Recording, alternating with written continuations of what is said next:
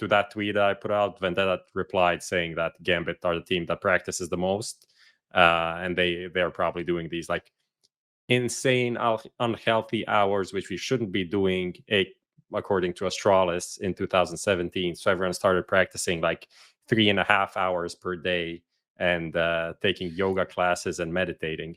So I'm gonna have a rant, Prof. I just want to say I'm Add some fun to your space with Xtrfy, designed in Sweden with focus on quality products built on experience. You're looking at Project 4, their 4th generation of products with super cool colorways to stand out, with matching sets to satisfy with a solid B4 bungee, lightweight ergonomic M4 mouse, the K4 keyboard is fantastic, all of which are performance focused, and finish it off with colorful GP4 mouse mats that are bold in design and smooth on the surface. The retro theme in particular has got the feels. Complete your setup with Xtrfy. No regrets, guaranteed.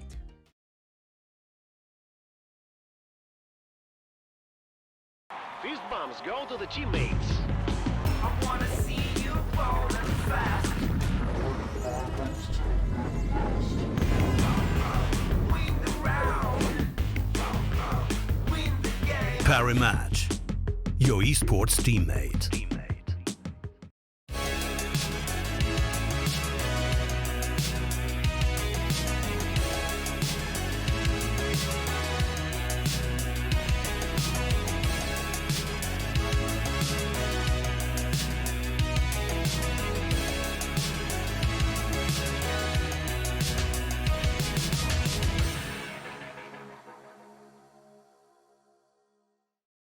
Hello, everybody. Welcome to episode 39 of HLTV Confirmed. We are powered by Xtrfy and Parry Match. Xtrfy, if you need some peripherals, go and check them out. Maybe they got something that you're looking for. That's xtrfy.com. And Parry Match, if you like to have a punt, have a look. If you don't like to have a punt, well, I guess gambling's not for you. But if gambling is for you, still gamble responsibly. It's very important not to be, throwing your money away. We don't want to see people ending up homeless. That's the last thing anybody's looking for here, if we're going to be honest. So those are the two sponsors. You can check them out if you want. And we're going to get the show underway. We got no guests today. Things are working correct, Lucas. What is the state of the nation behind the screen? No idea. I'm just trying to keep it all together. Okay. Well, as confident as usual from Lucas here, Prof. Are we expecting a shit show? Not a shit show, but a shit show.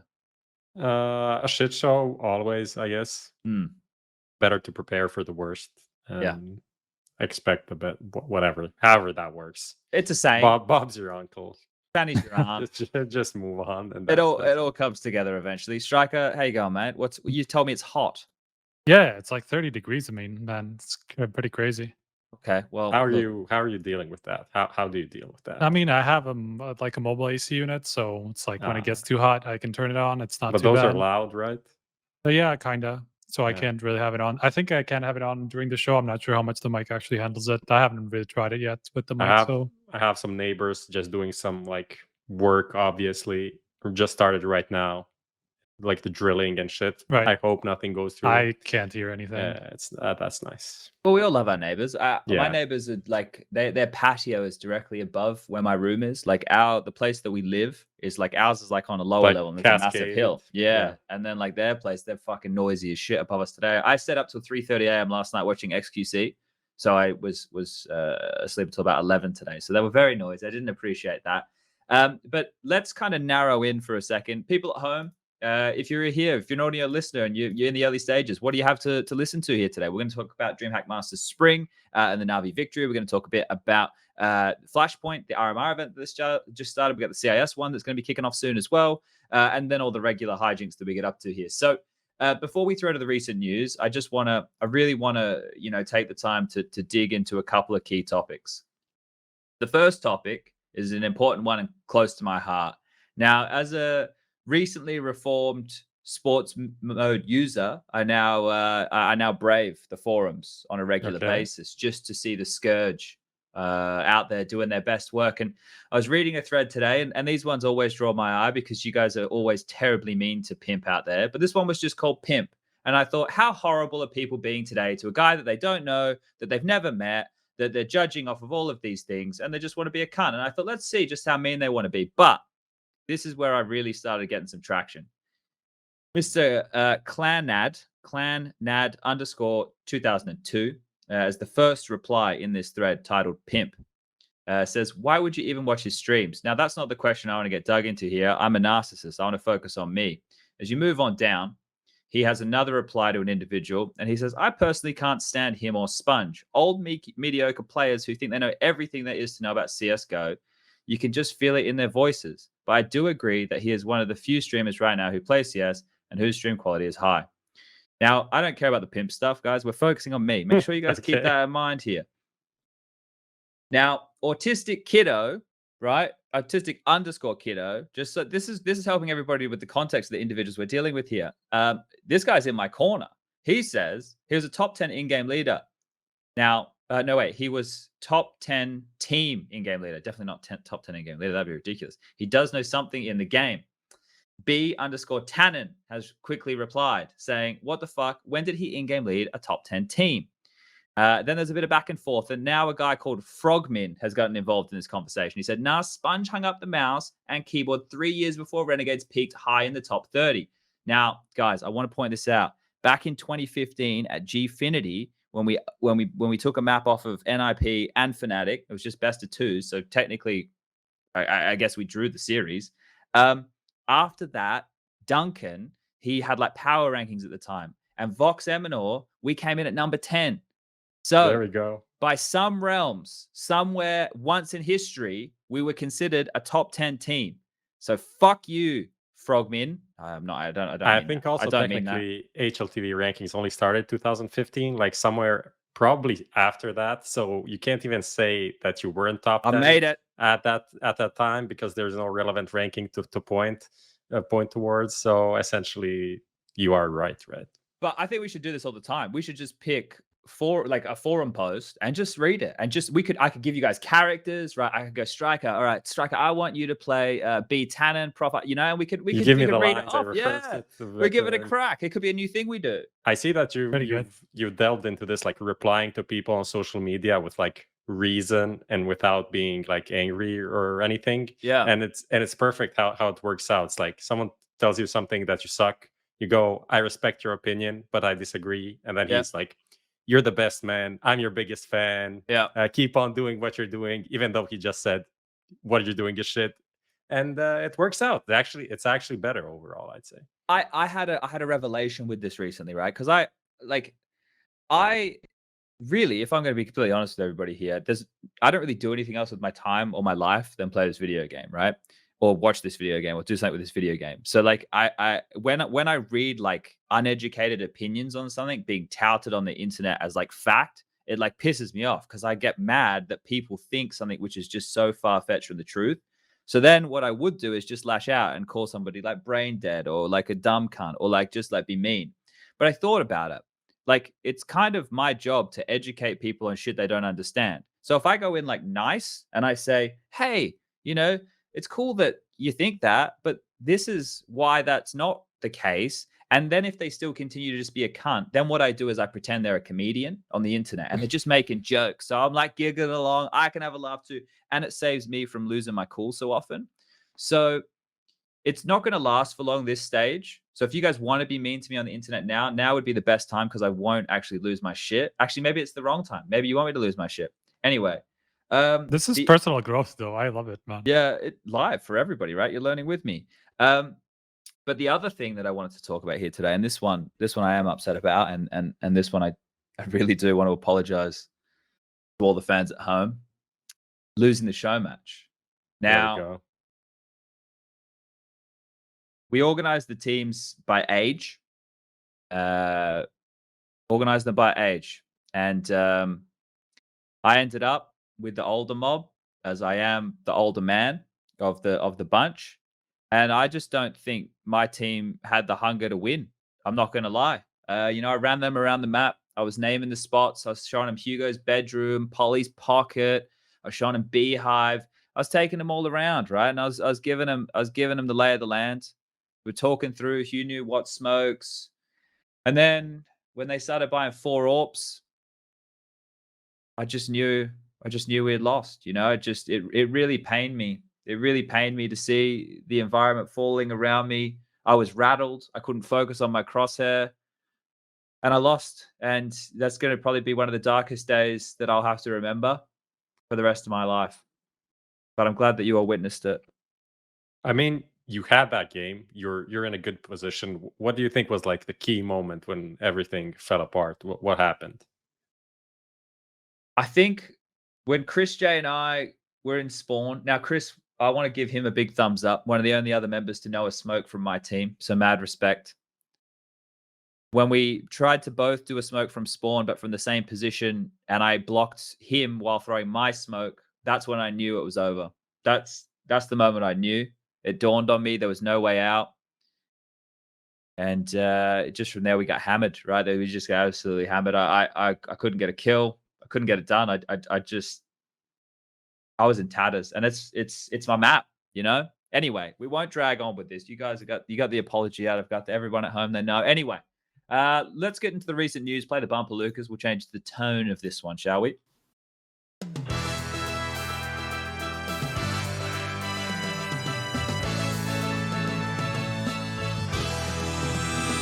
All right, we're back, and we don't have many more excuses, but I'm sure a couple of other people do. We're going to get stuck into this one. And guys, this one's going to be a lot more back and forth between the three of us than usual. There's no guest, there's no hot seat, there's none of that. It's just us talking counter. So maybe some of you're going to vibe on that shit. Yeah, I'm cool. I said vibe. First topic we have for today is those pesky bloody hyenas. That's the North boys who have been able to scrape together a roster to be competing in the RMR event, which is underway. It started yesterday. Now, Prof, you have to say the name is like the team name is perfect for what they did. Like this is such a picking the bones snake / hyena move, just like moving in like no one's watching, just picking up the scraps, the leftover spot in the RMR. It's like no one's gonna use this anyway, right? I'll just come in here. And yeah, I got into a small beef with our mate Kirby. It's not a small beef. He just said, I tweeted out that there's like 30 teams that deserve the spot more. He said, I'll save this tweet for after the event or something. Okay. And a lot of people didn't really vibe actually with him, which is weird. I'd expect, like, people always side with pro players. This time it wasn't really he wasn't a fan favorite in this interaction, I feel like.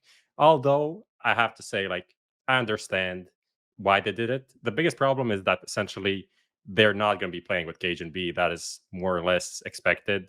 Cajun B is just there to allow them to take the North spot. This team isn't North. They haven't been playing. They don't have any official matches on record. They played one qualifier, didn't make it like past round of 32 or something.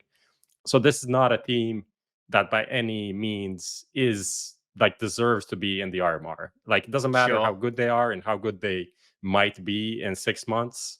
They just don't deserve to be there when you have like Havus, Skate, Dignitas, and all of these other teams that couldn't make it.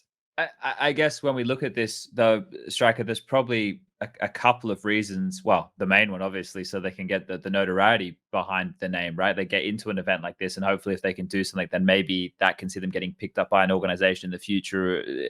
That has to be the goal here, right? Because right now, when you consider other rosters like Gorillas with Flusher, for example, there's a lot of players in there who you might consider in a similar boat as the veterans of this Hyenas roster.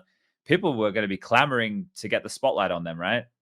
Yeah, for sure. I mean, like, you can't blame them for doing this. Obviously, they're taking the opportunity whenever they can get it, but it's obviously kind of like I don't want to say scummy, but obviously it's not the fairest way to play the tournament. They're not breaking any rules, though. Yeah, that's what I'm saying, right? The rules are just a little bit broken in this sense, where it kind of allows you to play with 2 out of 5 instead of 3 out of 5, which is obviously not the majority anymore, and that's a problem, right? And from an integrity standpoint, just because like this team legit is not even a majority of the team that played the last RMR, so it just doesn't really make sense for them to play this tournament through like kind of a loophole, right?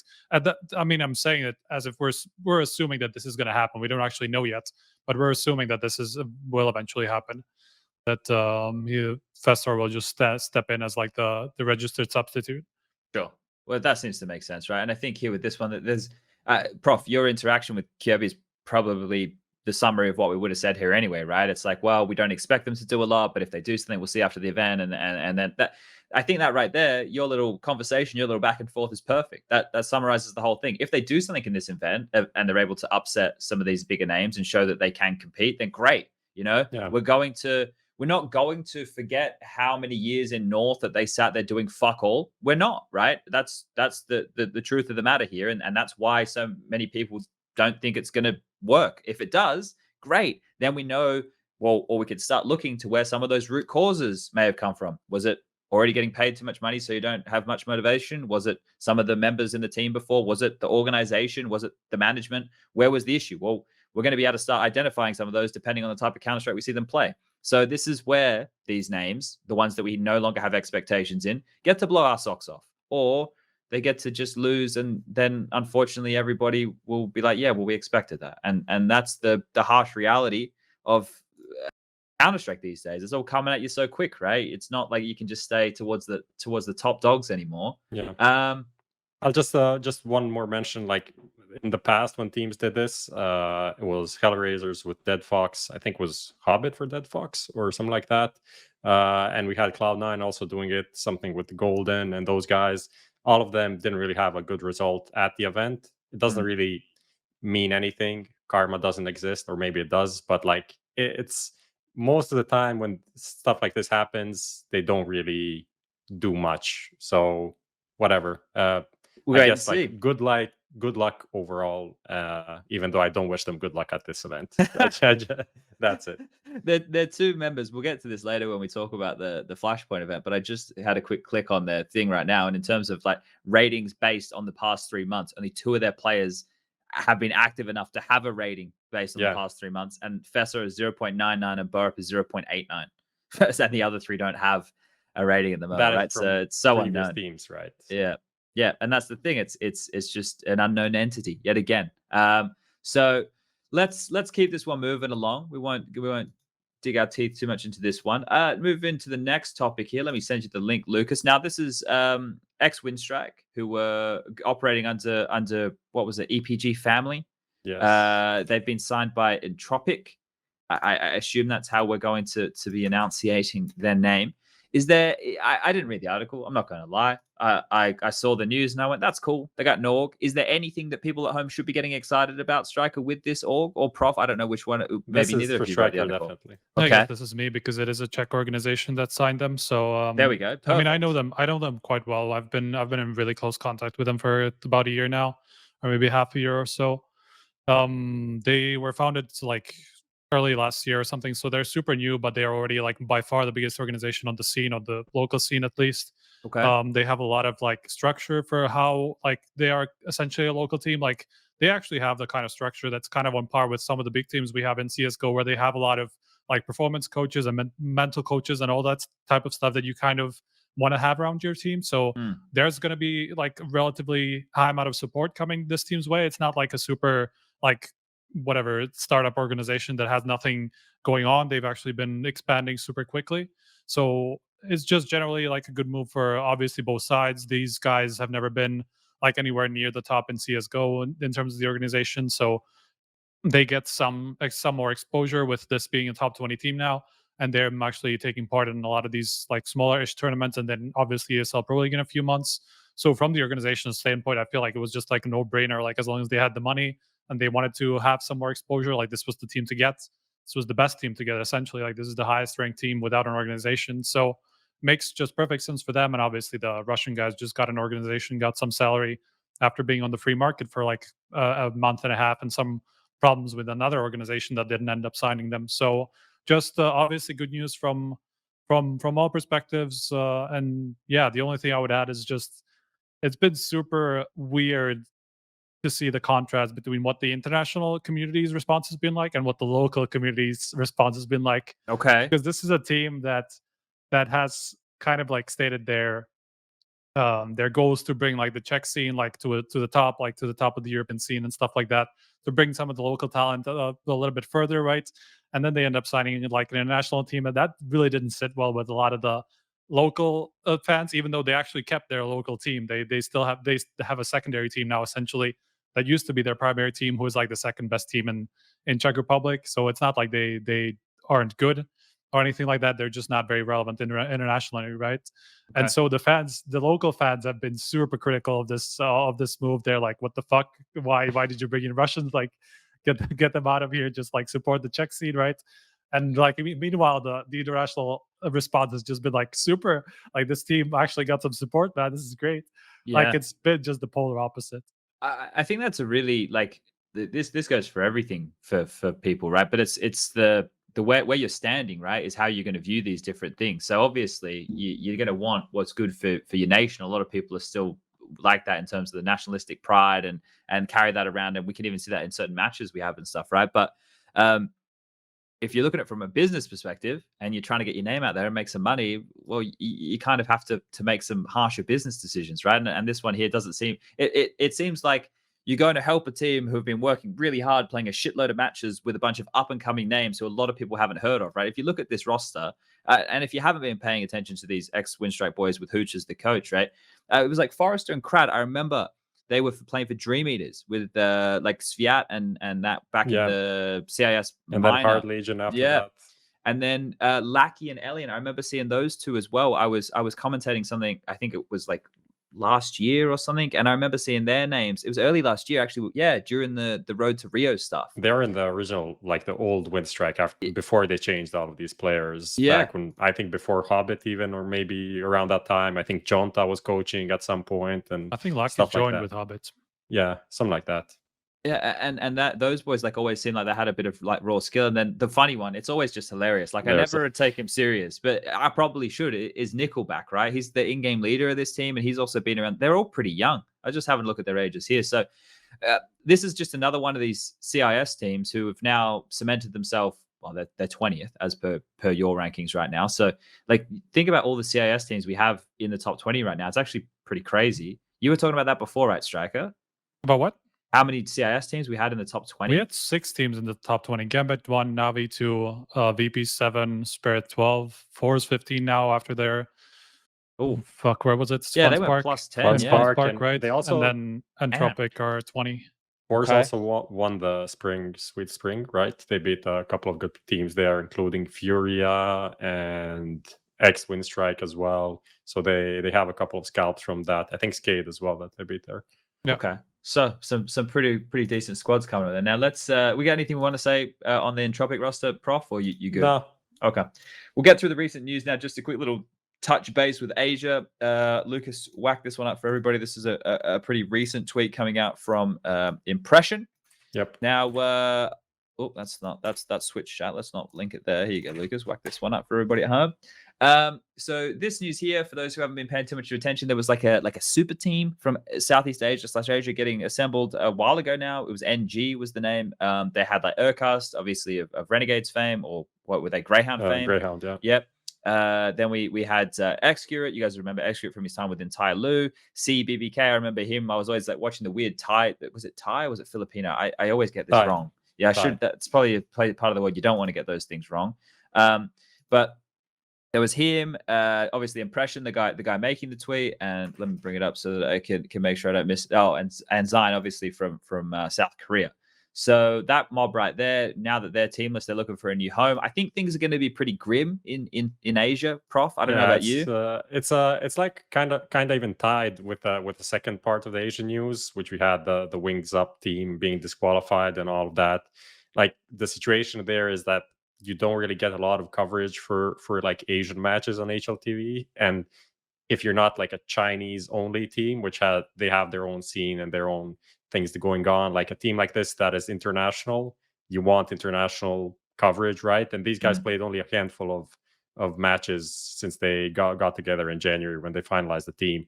And on paper, like these are super sick players, like Zion, Xtrfy, like all of them have, like not all of them, but at least 3 of them have a lot of international experience, especially Urcast and Xtrfy. So you would expect that this team has potential, but then something happened with the organization and the owner, and the project is just fell apart. It's not like there's no problem within the team and the players, just that the organization backing is not there anymore. So they're looking for new backing, and with the problem being Asian CS overall not being that great, all of these like match fixing issues, Valorant, blah blah. There's like question marks how much they'll find, but on paper I feel like this is still a good chance. Yeah, it is surprising to me though that we're not jumping up and down and crying that Southeast Asia and Asian Counter-Strike is dying. They have just as much match fixing as North America apparently, and their scene's also in trouble. So it's strange how we're preferential with that, isn't it? That's me being sarcastic, guys. I don't know how many people caught that. I don't know if anybody caught that. I didn't even get a laugh from. I saw Prof smile. I didn't. Striker. You were just like, what the fuck is Chad saying? What the fuck? No. I understood it pretty quickly. No, I just didn't find it all that funny. That's the problem. Well, it's not funny when you have this next thing. So, Lucas, bring up that next link I gave you. I haven't sent it to you yet. This one here.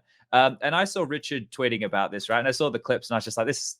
Come on now. Like, I know that they're not playing the highest level of Counter-Strike, but this is fucking ludicrous. So, in that article, the one that you guys have written, you guys actually feature one of Richard's tweets here. And what's the context around this event? I saw that it was like a round robin, and that match didn't mean anything, and it was it LAN? I was hearing a lot. I didn't actually read it all.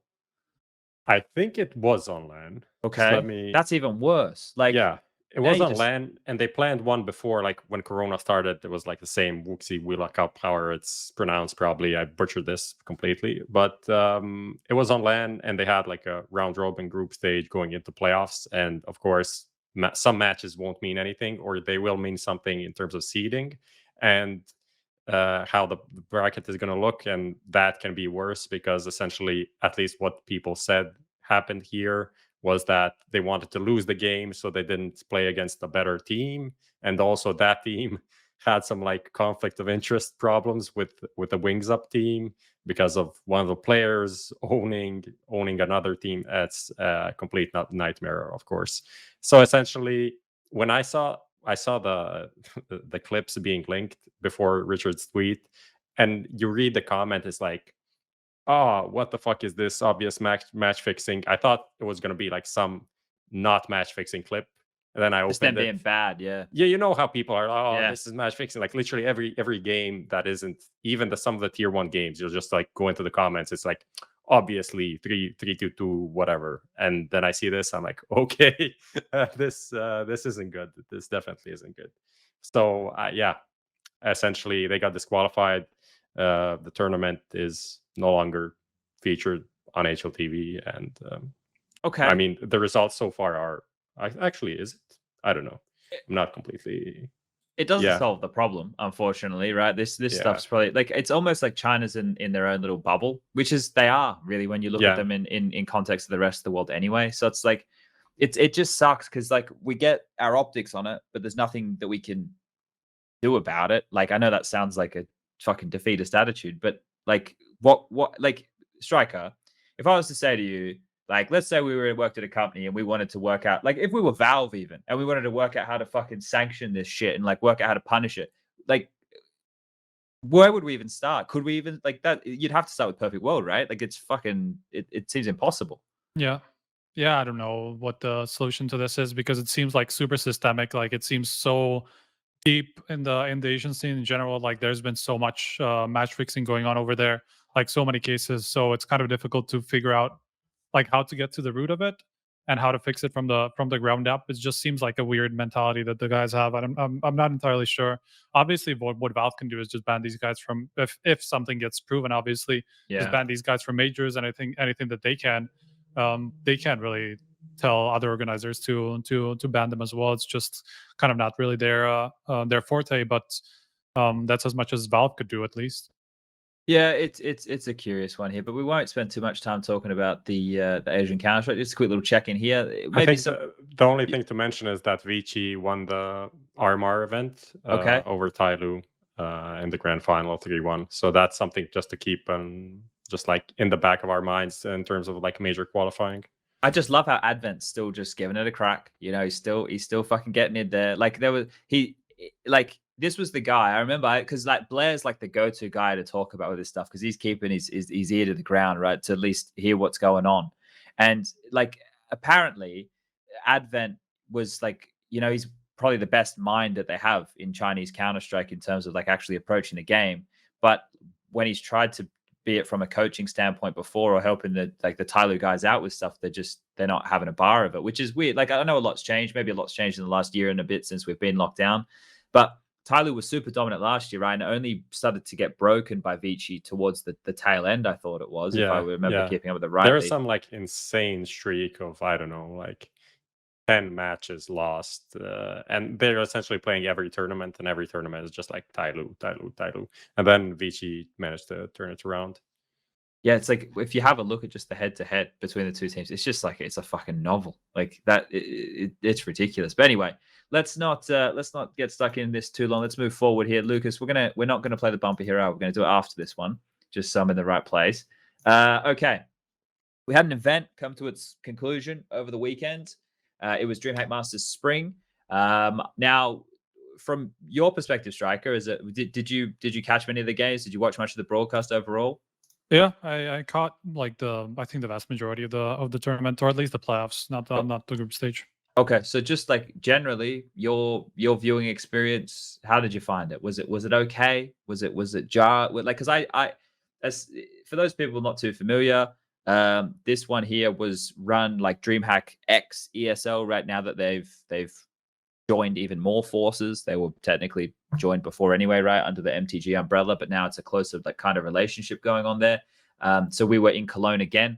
This is the first time I've been home since I left in February for Katowice.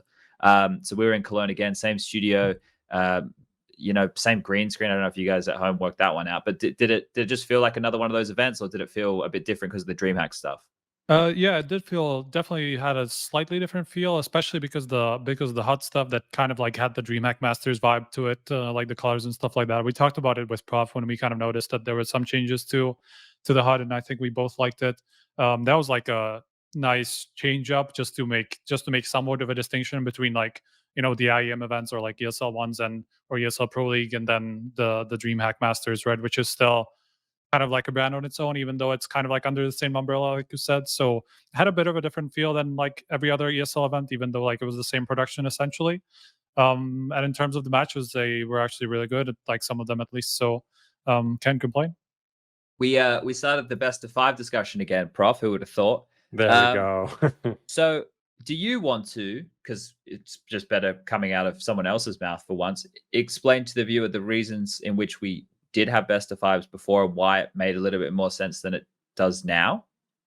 I mean, we used them a lot in like double elimination playoffs. That was the thing. Okay. So we used that as like, so instead of just essentially for the team from the upper bracket to have like a map advantage, and that wasn't good for some people as well. Some people said that was too much, but essentially that would then be 4 maps max played, which is significantly, I would say, shorter than a full best of 5. And then we also just want to have like a grander final that lasts longer, allows for more spectacle or whatever. So people want that as well. But then some others think it's too long and yada yada yada. It's always the same essentially. You just don't have a consensus. I feel like actually I think the consensus among the pro players would be against best of 5s, but I'm not completely sure. And if anything, they have their own fucking player association, so they can say what they want. That would be ideal, right? I can't wait to have that player association conversation at some point. Maybe we just do it now. Like maybe we don't even save it for playtime. I don't know. Like there's so many things from what you just said I want to get stuck into. So let's just see where this rabbit hole goes. So with that best of 5 conversation, let me just put my corporate hat on for a second.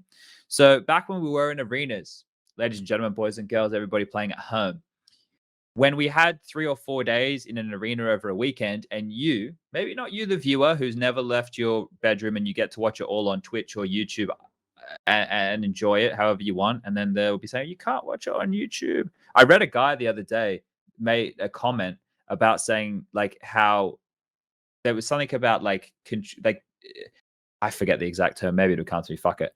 Anyway, circling back in before I look like I've completely lost my mind. So from a corporate perspective, right, before, players don't want to do both semifinals and the grand final on the same day. Can everybody put their hand up and say, yes, that is true, right? Yeah, that is true. And that makes sense. You have to. So if we want the grand final to be on its own day, right, one of the things is esports events, right? You guys at home, maybe not you guys watching because you're hardcore, you probably spend money, but the general viewer at home or the general person who goes to an event or is not really spending a lot of money, right? We're not generating a shitload of revenue. We're generating like base level revenue. We're not having like subscriptions and people aren't buying like team jerseys and you're not like a member of a club and shit like that. Even I personally, I don't know how much money I actually spent on like esports stuff, like almost nothing. Like most of it, if like most of my spendings were like beers at events and food at events, but I was there for free anyway. I didn't pay the ticket or anything since I was working. So like maybe beers on the events that I didn't work, of course, because you can't drink and work at the same time. But it's like you don't have much to spend money on anyway. Pay-per-view doesn't exist. Yeah, I'm not going to be buying like team jerseys. Yeah. So what do I actually do? Like I can like secondary buy products that are, I don't know, sponsored by some teams or stuff like that. But you can't really do anything. Sure. Yeah. So what like the long and the short of it is getting around to the point that the reason that best of fives, I don't actually know. I wasn't the person who decided to do best of fives, but my understanding was to fill out that day for people, right? The Sunday, the grand final day, everybody's coming to watch the match, right? Now, we all remember the era that just was on LAN, it was the Astralis era of best of fives. And if you all remember rightly, not many of those went 5 maps, right? Like they were pretty quick. They were over pretty damn quick. Now, this is the problem and the trade-off, once again, as far as I understand, that if we had a best of 3 and you at home, now imagine this. I want you all to kind of put yourself in this place. Now, the Counter-Strike circus has come to town and little Timmy at home, he's so excited. He's so excited because the Counter-Strike's come to town and he wants to go with his family, but mummy and daddy, they can't take him. Or maybe he's a teenager and he can't get there. Or maybe he's a young adult. He can't get there for whatever fucking reason. But he can't get there on the Friday and Saturday, but he wants to go to the grand final. Goes to the grand final, he rocks up, he goes in like an hour or 2 early, he can go around, he can check out all the stalls, see the Steel Series 1, queue up to get his fucking Yeezy signed by Plopsky, fucking take a photo at a booth, where he's got a head in a thing, it makes him look like Forrest. He's doing all those things, he's having a fun time. And then it's a best of 3 grand final, he rocks on in, he's there. Astralis is in the final in peak form, and they 16-5, and then little fucking Timmy has to go home. Now, I understand, right, that people go to a boxing match and fucking this is UFC, but Conor McGregor knocks a guy out within the first 10 seconds. And that's it. That's the main event. It's done. But they had all the undercards and all that kind of stuff before.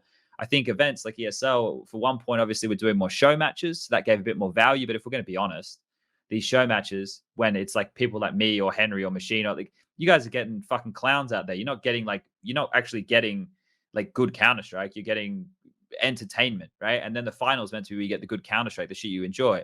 So like from that perspective, if we were in arenas and we were in an era like that, then the best of fives are great. But now that we have quite competitive online Counter-Strike, like the Heroic versus Gambit series, where you could quite clearly see Gambit was fatigued, and we are in the online environment, like I'm with you guys that I reckon that the best of 5 at the moment is for online is probably too long. I think for LAN, I think in my mind, it's still a different story. Do I think it's too long for people to sit and watch an entire day of Counter-Strike? Yeah. Do I also think that best of 3s are too long to sit and watch for a thing of Counter-Strike if they go all 3 maps with overtime? Yeah. So the problem isn't the best of 3 or the best of 5. I think it's the meta of the game right now. I think that the game is playing so slow and so dull and so boring. Like there was a round yesterday, the day before, and nothing happened for 50 seconds. And like I had done the same commentary of, well, they're going into a default spread now. And as we can see, they're baiting out utility, and no contact happened for 50 seconds. And Machine and I didn't talk for 50 seconds. Like the game right now, in terms of the high intense fucking everybody going nuts, the crowd there roaring, like the pace of the game is so different right now for these CIS matches. And I think that is such a fucked up thing. Like I'm not blaming them for playing the game in this way that is like close to perfect, right? And making all those correct decisions, because that's what they're doing. But just the type of Counter-Strike we're getting at the moment because of it, the ebbs and flows of a round almost don't matter until you get into the final 5 rounds of a fucking game. I don't know if anybody else feels the same, but like that's the way I've been looking at things lately. And I can appreciate the skill. I can appreciate the patience and the ability to stay focused and all. I can do all of that. But I just think at the end of the day, as an entertainment product, which is what this is, there are so many dull moments at the moment, right? And we're a hardcore fan base all involved in this podcast right now. So I don't know if other people agree. Striker, do you have any thoughts with what I just said? I know I said a lot of shit, but is there anything that's sticking out? I think it depends a lot on the matchup. Certainly, some of these like a Navi Gambit are gonna feel this way for sure. Like there's no doubt about that. They just have like too similar of a playstyle not to get these moments a lot. And then, but then like if you get like a Virtus Pro who essentially have like a similar playstyle, but then you have a Yakindar who just goes crazy at the same time, and like everybody else is just like super chill and not doing anything, but there's Yakindar just taking on 3 people on his own and shit like that. It just creates like a certain dynamic that I still like. So it depends on the matchup specifically. Like like if you get 2 slow paced teams, obviously like it's gonna get dull in moments. But then like if you get maybe like a Furia mixed into these play styles, like you're always gonna get some pace switch ups and stuff like that. So I haven't really been feeling it the same way outside of like very specific matchups. Fair enough, Prof. Yeah, I guess it depends on the game. I'd say like Heroic Navi was banger, right? But that wasn't like a super. But that was slow... also like kind of a crazy game, like a messy game, which is weird. Maybe we'll talk about that later. I guess like weird from the side of Heroic mainly. We're used to not for like seeing Navi do messy stuff, but like you go and watch like a G2 Astralis. That was the quarterfinal, I think, of the event. Yep. And that was like a super messy game as well. Like both of these teams, you can watch them and then it's an exciting game, and then you think about it in the context of the tournament, and you know the winner is going to be playing Gambit next, and it's like these guys aren't going to be able to do anything, and that's game exactly was shit, man. Yeah, that game you mean the Astralis G2 game? That game was dog shit. Like, it was like exciting at times, but it's exciting because they were making so many bad mistakes. It was very like you could see like every other round, like something you see within a round. You see, okay, this is now going to happen. No, it doesn't happen. Someone whiffs. Then you see this obvious move that's going to happen. No, it doesn't happen. They rotate back into a stacked site.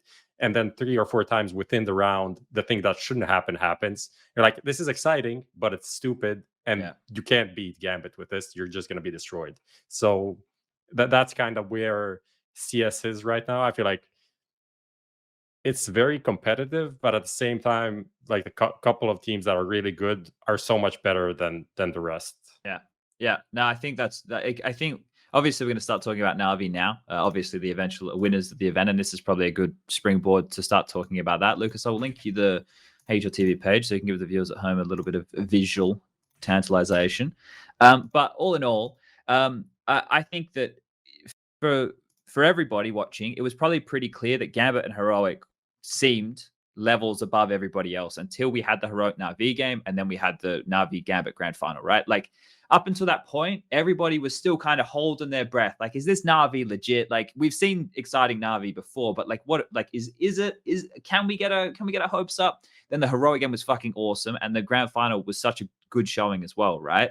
That you look at the rest of the names down the list, G2, Furia, Astralis, like Vitality. Wait till we talk about Vitality yesterday, right? VP have seemingly lost their fuel, whatever the fuck's going on there. Complexity, it's like, it's a car that you're trying to start in the morning, right? And it just keeps stalling out. Like you can tell it wants to fucking rev its engine, but for whatever reason it can't. Big, same car. Like the names down this list, and we're obviously missing a couple of other big names in this event. Doesn't feel like other teams coming into this were on the same Gambit and Heroic level. Right? Yeah. And that felt like a fucking cavernous void for other people to cross, because other teams are still working out their roles, or who's fucking leading, or who's AWPing, or just added a player. Like, you look at all these things and it's like, man, like no wonder other teams aren't there. But to be fair, Gambit have only recently this year ascended to this level. Like, I saw was it you who made a tweet, Prof, saying like, I don't know how Gambit got this good? Yeah, I mean, that's also a conversation. I mean, we talked about it quite a bit and everyone's talking about it, but I also feel like it's very simplistic the way that people approach it. It's like, oh, they got Hobbit and that was what they needed. Now they're good. Like, this is not 2017 Hobbit. Like, Hobbit for 4 years, 3.5 years was in the doldrums of CIS, CS, not having success with Hellraisers, not having a lot of success with Windstrike. Like, nothing really pointed towards like, okay, this Hobbit guy, when he joins the team, he's just going to be like super good individually, both and add like experience and everything's going to work perfect. Like, where's that coming? Like, where's that idea coming from? Like, it's easy to see it now that it happened that this would make sense. But when it happened, a lot of people are like, why are they changing this team? They're on a good trajectory. Why just change? They also changed the in-game leader, so NAVI only took over in-game leading fully after that. Doesn't really make a lot of sense that it would happen so fast, so good for Gambit. And then you can maybe take that into account, taking like Axel and Shiro being very like star potential players for sometimes, then they're boot camping 24/7, then you know they get a good run here, good run there, and then things happen perfectly. But there's so many of these things that people are just like, oh, it's obvious that this would happen. Like, no, it's not obvious. It's not obvious that this would happen. It doesn't make any sense still to me, and especially because of the style that they play, that they're like super comfortable, patient, don't make mistakes, right? It's not like they're just running around and shooting people in the head, or they have like gimmick strategies or like some weird execute no one saw. It's just like playing fundamental CS better than all of these players that have been around for so long. Would you liken this, Striker, with what Prof's talking about there, to what we saw with Ents before they cannibalized themselves, or like the teams who clearly had been working hard at the lower levels, and they had, like, because the thing that we notice immediately is good fundamentals, right? Yeah, I mean, with Gambit 100%, with Ents, it was kind of the same thing. That's something that we could have seen ahead of time, right? I think what it essentially came down to with Gambit, I don't even think they got so much better in the way that they understood CS or anything like that. I think like everything kind of came together for them in terms of like all the individuals starting to step up. Like, this is Hobbit that's better than 2017 Hobbit, actually. Like, he's kind of, that's the most amazing part to me, I feel like, just because he was like the guy who was kind of on the downward spiral, like also getting to an age where like a lot of these players kind of start falling off.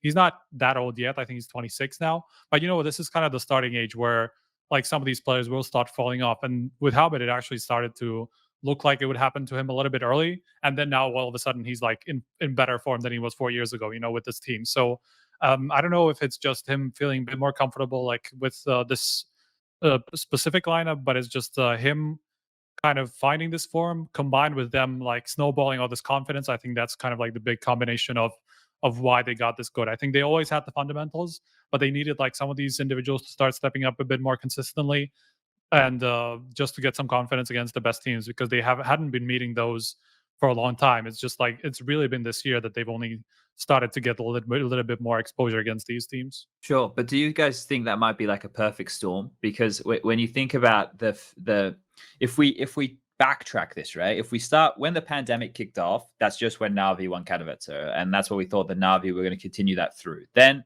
NAVI started having issues in RMR events, and I'm sure some of that they'll say was because Zona was cheating, which he was.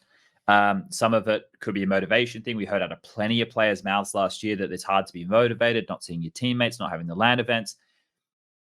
Those were the players at the top. These guys weren't at the top, right? So the hunger levels for everybody is different. So then, like, that's our first, like, we drop that in. That's our first little thing for our recipe, right? So the fact that they were hungry and other teams were fatigued or not as focused is one key thing that you know you can look at. Then you have to consider the type of Counter-Strike they were playing that we just discussed. It was very solid. And then as the year went even further, the wheels started to fall off even more because of all the dramas. Vitality, a lot of focus on them with drama. Astralis, year round for 2020, drama on them. NAVI, a lot of people kicking off this year being very critical of them. G2, like, you think about all the names who we could be listing who are big teams. There has just been drama, either it's warranted or not, like around them. Complexity, like the JKS stuff, right? Like all that focus there. Mouse Sports, the Carrigan move, the Dexter move, FaZe, the same. Like, Gambit were the only ones, or not the only ones, but one of the only ones who were not wavering in the wind. They were just doing their same shit, right? Everybody else is out there, you know, itching their asshole, doing something, you know, that they're not, that weren't eyes on the prize for whatever reason, whereas Gambit were. So it feels to me like a perfect storm for Gambit to elevate themselves to this level. But now it's like, think about this like crypto, guys. This is the course correction, you know, and they're healthy. I'm not saying that Gambit are going to drop off, but what it's kind of doing is everybody else is being like, oh shit, like these guys aren't really fucking around. We can't keep fucking around either because we're still not back at LAN. It's been over a year. Like, Prof, do you attest it to that kind of perfect storm that I'm talking about here, or do you think it is just Gambit just being better than everybody else? Yeah, I mean, even if you are better than everyone else, there are still things that play into it, right? It's never just like what you had for breakfast. Never in any sport or anything in the world does everyone have the same like starting point and same abilities and same like exposure and possibilities. Like it doesn't happen. So all of these things will always play a part. So it definitely played a part. Also, I think to that tweet I put out, Vendetta replied saying that Gambit are the team that practices the most, and they're probably doing these like insane unhealthy hours, which we shouldn't be doing, according to Astralis in 2017. So everyone started practicing like 3.5 hours per day and taking yoga classes and meditating. So I'm gonna have a rant, Prof. I just want to say, I'm triggering you. I just want to say it's just like one of these classic things that whatever the number one team is doing, that's the best, and only that way can lead you to success. And there is no meta, as Malik said. Yeah, I'm gonna have a quick rant because I'm fucking fed up of this. I've had enough, really, because like people putting things in context, right? Or people understanding, like actually looking at things for what they are, seems to be gone in our community, in our scene, on all different levels, right? It just seems to have fucking disappeared, and people don't seem to understand, like, the world that we live in and how fortunate we are and how good we have it and all of these things, right? But that's not where I want to go with this. We'll save that one for another day. Where I want to go with this is something that I cannot attest to because I never got there, but I can tell you what it feels like to want to get there.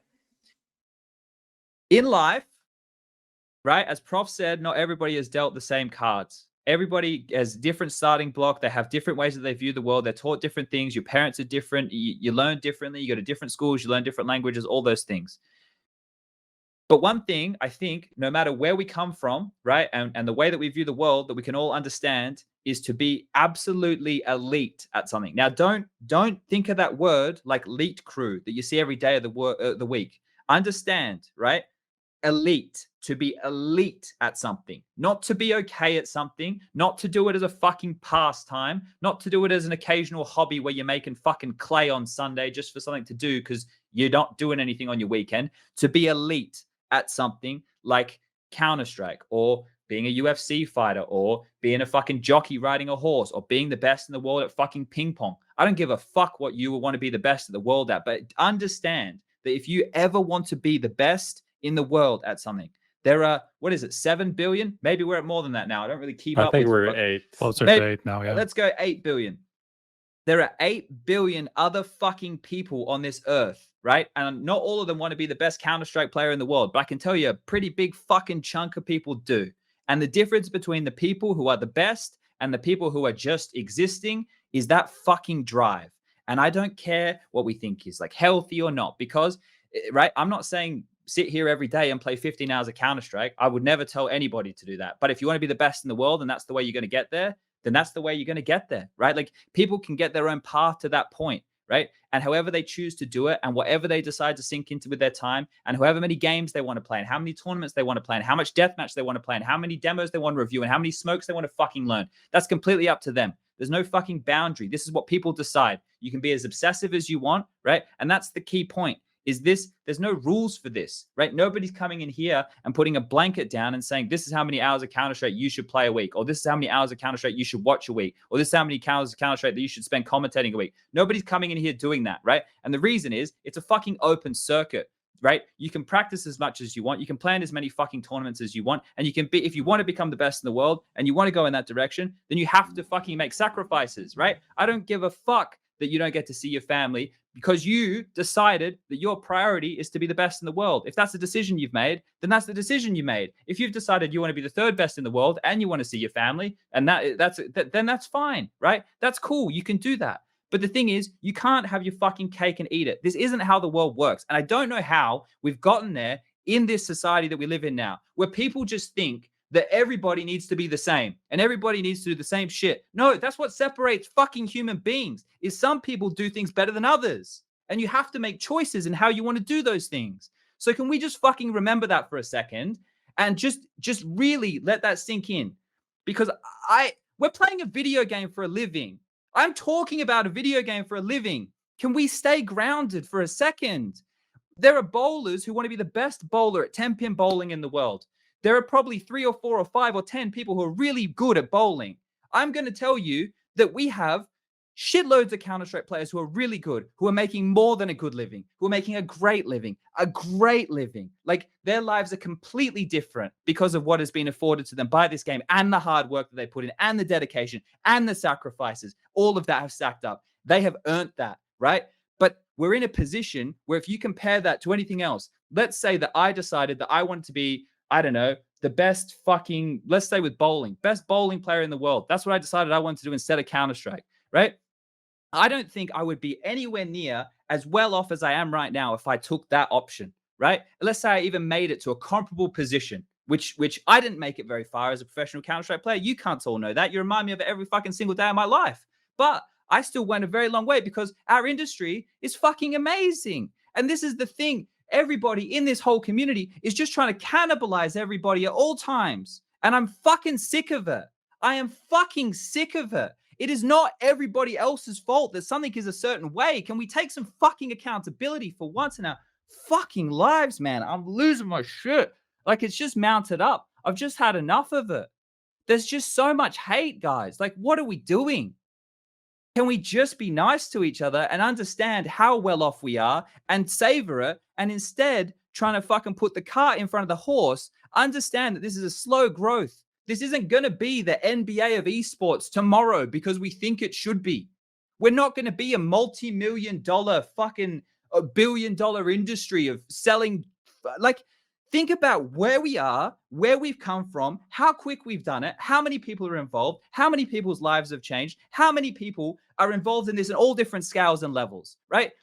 We all just put labels on cunts like ESL, Blast, Flashpoint, and we're throwing hate around and fuck these guys and fuck this team and fuck that. Like, fuck, man. I'm losing it, boys. I've lost it. I'm done. I'm fucking tilted. Like, I don't know where to take that. Let's talk about NAVI, shall we? I'm enjoying the chat. I'm just, I think there are 2 things to mention from the chat. There's one guy that said that the internet kids are getting to you, which I would say isn't correct. It's the opposite. It's not the kids. Like, it's not the random comments that are getting to you. It's like the people whose opinions are relevant that are getting to you.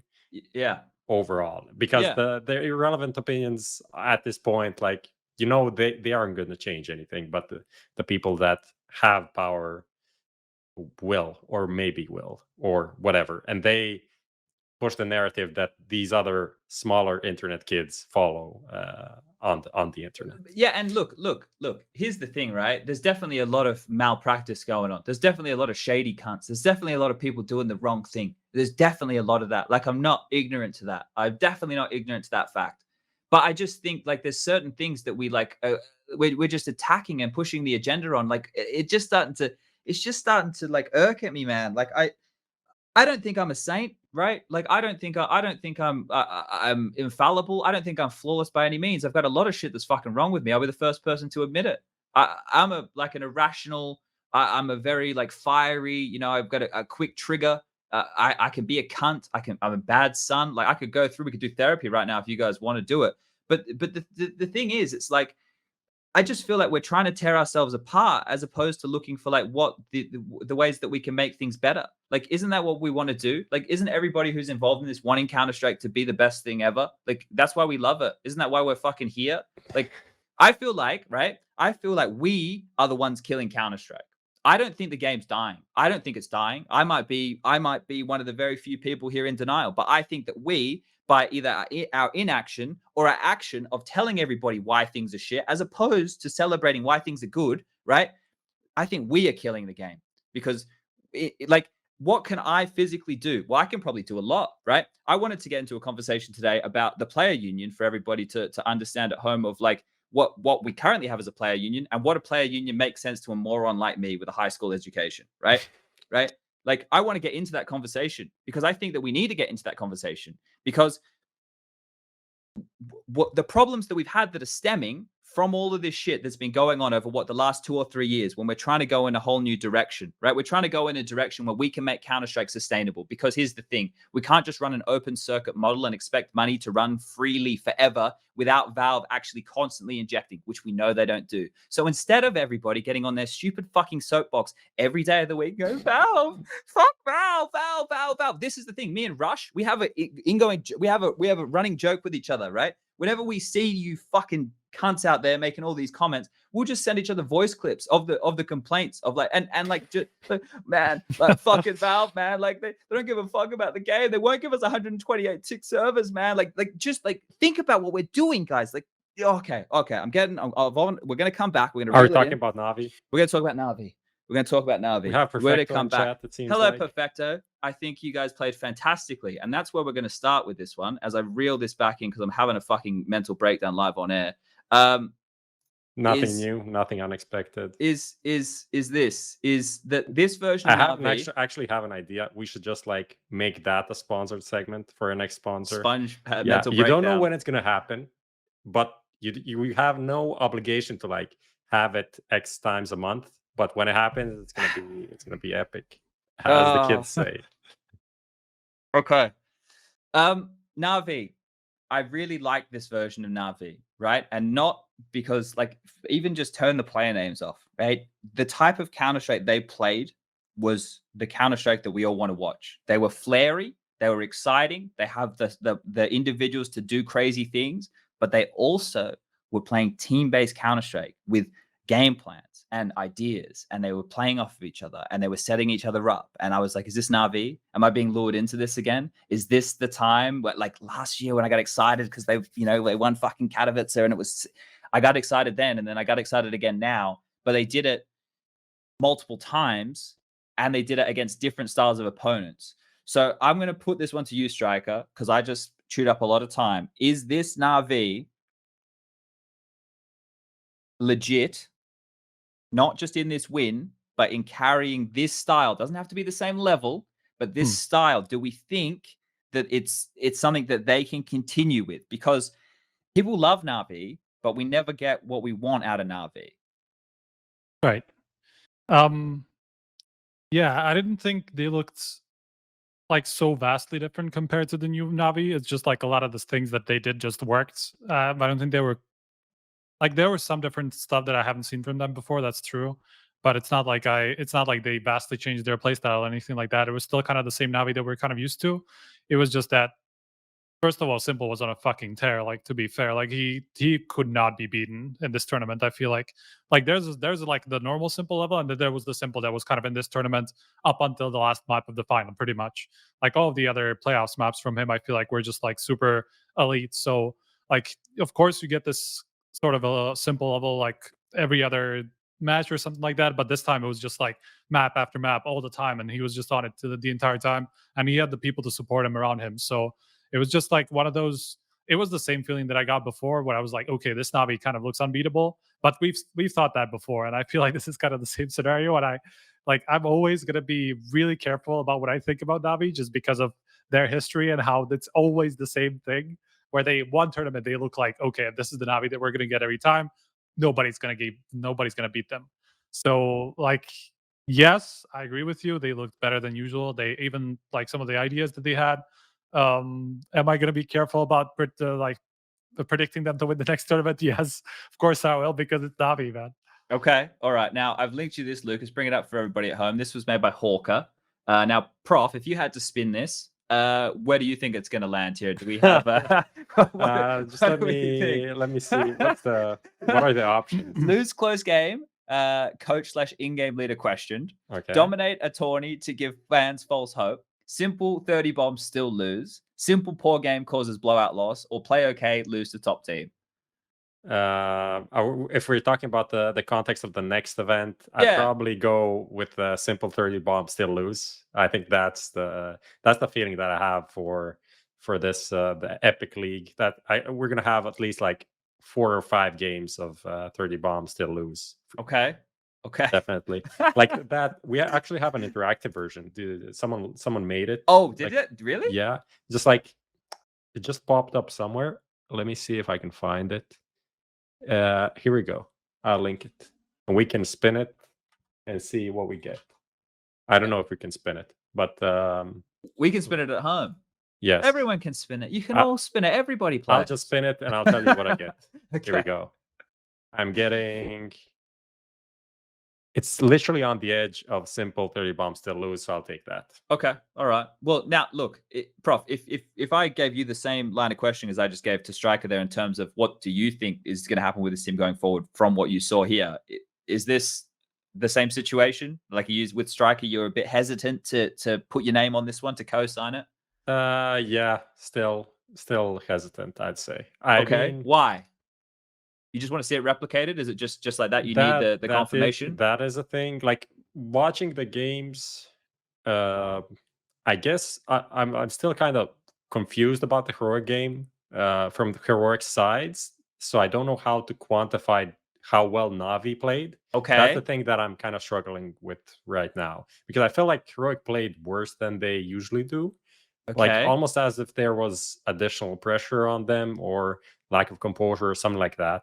They lost a bunch of eco rounds, and that really helped Navi to get into the final. And if they don't get into the final, then we don't have the same discussion. Like we can say, okay, Navi with Bit is top 4. They looked okay, but we don't go further than that. And that could have happened easily.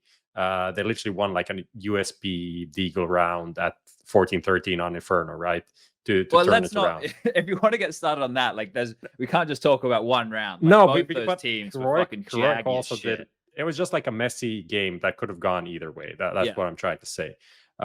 So that's why I don't know how well now in Gambit in the final was like, I don't know what was going on there, but that wasn't the Gambit that we saw. Usually that was like horrible. Just horrible for Gambit standards, right? Well, when Shiro's missing shots that look like sitters for Shiro, right? That's when you're like, what the fuck's going on They here? started like overpass 8-1 down and Dust 2 like, I don't know, 12-1 down, something like that. It's hard to really be competitive when you start games like that. So I don't know. I'm still confused about Navi. Like the grand final, Electronic was insane. Yeah. And then you compare him to Electronic against Gambit, like the same team, 3 maps, almost, I think 2 of the 3 same maps in the group stage. It was like a completely different player. It's like 0.8 rating versus 1.5 rating. So what is going on there? Like if Electronic can be this consistently, that would be insane. But Electronic hasn't been like the consistent second star as much as we kind of expect him to be for Navi, right? But I think you've activated the trap card there, Prof. Yes. And and what I mean by that is I don't think we need to categorize Navi in the same way anymore because because they have a better team around. Like overall, spread better players. Like I think Bit, just from watching him, his decision making is better than what Flamies has been for the last 3 years, and he's only been playing at this level, right, for a short period of time. His decision making is. His aim is great, but his decision-making is what facilitates his aim, right? Like we all understand how they intersect, right? Especially at the highest level of Counter-Strike. Like I think that his decision-making is great. I think that some of the different bomb sites and positions in which Perfecto is now able to either play in or be around or whatever, you can see that there's like a part of Perfecto's brain that's like, fuck, I'm a bit, I have to be supportive, but I also could kill this guy, right? There's occasional, I still see him like stutter step, but I think Perfecto in the right positions, he is what Flamey should have been, right? Like I think that Bit is a player that didn't exist before in Navi. I think that Perfecto now fits Flamey's maybe not role for role, but I think the like type a of player, combination. He's more of an Yeah. Anchory type for sure. Yeah. and they've unlocked Boomich in the sense of, well, instead of having what does Boomich do best? Okay, if Boomich goes in early and gets into a position, he can get you 2 kills. If Boomich is like playing mid round or maybe clutching Boomich or something, we don't like seeing that as much. Nah. But we like it when Boomich is activated early. On the CT side, now Boomich is always activated early. Him and Perfecto overpass. They're aggressive. They're playing together. Train, he's up close pop, he's up close main with Perfecto. There was all these occasions where Boomich now feels like he's doing, like he's activated all the time. So this is why it's like, for me, I was looking at NAVI, especially in that final, and I'm not thinking to myself, the simple show. Like, I know Electronic had a banger. I know he did, but we didn't go into that final expecting Electronic to have a banger. We've like, well, Electronic's form has been okay. And I still thought that there was a chance that they could win with Electronic's form being rubbish, right? Like, but their final, he was god tier. So I just look at this NAVI, even the strategies they were doing on the T side, it wasn't just go kill. It was actual modern meta, like playing off each other. And like the move that they did on Train, I have to go back and watch it. I don't know if it was the case, but Gambit throw the jump molly from connector on Train. It lands deeper in main. Perfecto just strolls on in, not a care in the world, standing in front of the molly, but closer to main to fight the CTs. His 2 teammates smokes land, Sandwich and E-Box. They're perfect. But because of the counter strat, which seems so basic, he's just able to stroll out mid off of the timing. Whereas most teams, right, would maybe extinguish that molly, or like, it's just the little details of what gaps they were able to pip and the way that they punish Gambit with those gaps. I was like, this is fucking legit. Like, yeah, it was legit. It wasn't like Electronic bailed him out a lot of times. Yeah. But like some of the stuff, I was like, this isn't what I'm used to seeing with Navi. It I seemed love also like they literally were better prepared. Like, it seems like in the past you would expect Navi to have like, oh, they have Blade, they'll anti-strat everything, they'll like exploit all of these like I don't know, things that people really like to do, like Nafani walking up on overpass in toilets solo or stuff like that. And in the past they didn't really do that. You'd feel like everyone knows this player is going to do this except Navi, and then Navi get punished by that player. And it seemed like they did a better job in the grand final of doing those things. So that could be a potential like plus as well. Just to like compare this and the event that they won at the beginning of the year, I'm like slightly more convinced that this Navi is going to continue. I'm not fully convinced. I'm not going to jump on the train, but I'll jump on. But this one is there. You always do. Yeah, I love it. Wasn't the Navi Guardian Navi gonna win the major? What's the deal? That was a year ago now. All right, a bit more than a year ago now. So that one I can just say didn't work for some reasons. But this one, we'll try. It's like Anders saying who's going to win the major, right? Like he gets to pull that shit. Where is it now? MIBR? I think that was the last one he said. I don't know who the most recent. Maybe he can change to Kenji's team now. The plan. Yeah, and as follows the plan. He's the one fucking riding the plan. The flip side of this grand final was obviously Gambit. We already spoke quite a bit of them, but Striker, let me pose this one to you. Now you're going into a grand final, right? You're ready. You're set. Your veteran of the team makes a tweet. There we go. Saying they don't like best of fives before you're about to play a best of 5. Does that stick in your brain at all? I mean, I think this kind of stuff doesn't really enter their minds during the match. I don't think it's. Yeah, I don't see Gambit as that type of a team who's going to really care about that too much during a game. But it could just be one of those things, right? Like they're not going to be able to have their intention on the match during the entire time, right? It's just going to be difficult in the long games. Then again, this was only 3 maps, right? So you can't really blame it. You can't really blame it on that here. They were just outclassed in this final, and they had nothing to do with the length of it, because it was just pretty quick actually for a best of 5 final, or even for a best of 3 final. It was relatively quick. So yeah, it's hard. I'm not sure what to think about why Gambit sometimes will have some of these matches like we saw, in the final against Heroic, when they just like completely disappeared in the last map, or in this final where they kind of disappeared during the entire event. This time, even Shiro was like super off, where he just wasn't on, I think, in any of the maps from what I remember. So it's just they didn't really get the same players turned on. So it's just difficult to kind of understand why why they have some of these games. But what about this as a take, right? And I hadn't seen it as an issue up until this moment. But do you being guys the favorites? Not even that. I kind of feel like they lack initiators in the team, right? Like there's been a lot of discussion recently about Shiro being very passive with the orb. Okay. And I think if you watch a lot of his games, if he gets a good long spawn, he will go for the long pick, right? But I understand what the people at home are saying. He's not the break in case of emergency AWPer, right? He's the life vest under the sea if the plane does hit the deck. You're not getting him out to fucking smash the windows, but he's still going to save you if he needs to, right? But he's not the one he's not the hero of the. That's a terrible analogy. I try and make all these things up. That's I think it's top tier, man. Like that was on the spot. Some of them land, some of them don't. That one was terrible. But my point is, like Shiro, if you need him to go aggressive, right? Like and the situation makes sense, he'll do it. But he's not just gonna. It doesn't feel like he takes that initiative on his own. The only player who does that is NAVI. And the only player who will do it other than NAVI, and that's if a picks come in, looks like Hobbit, right? Yeah. Axel, very, very passive, but very good aim.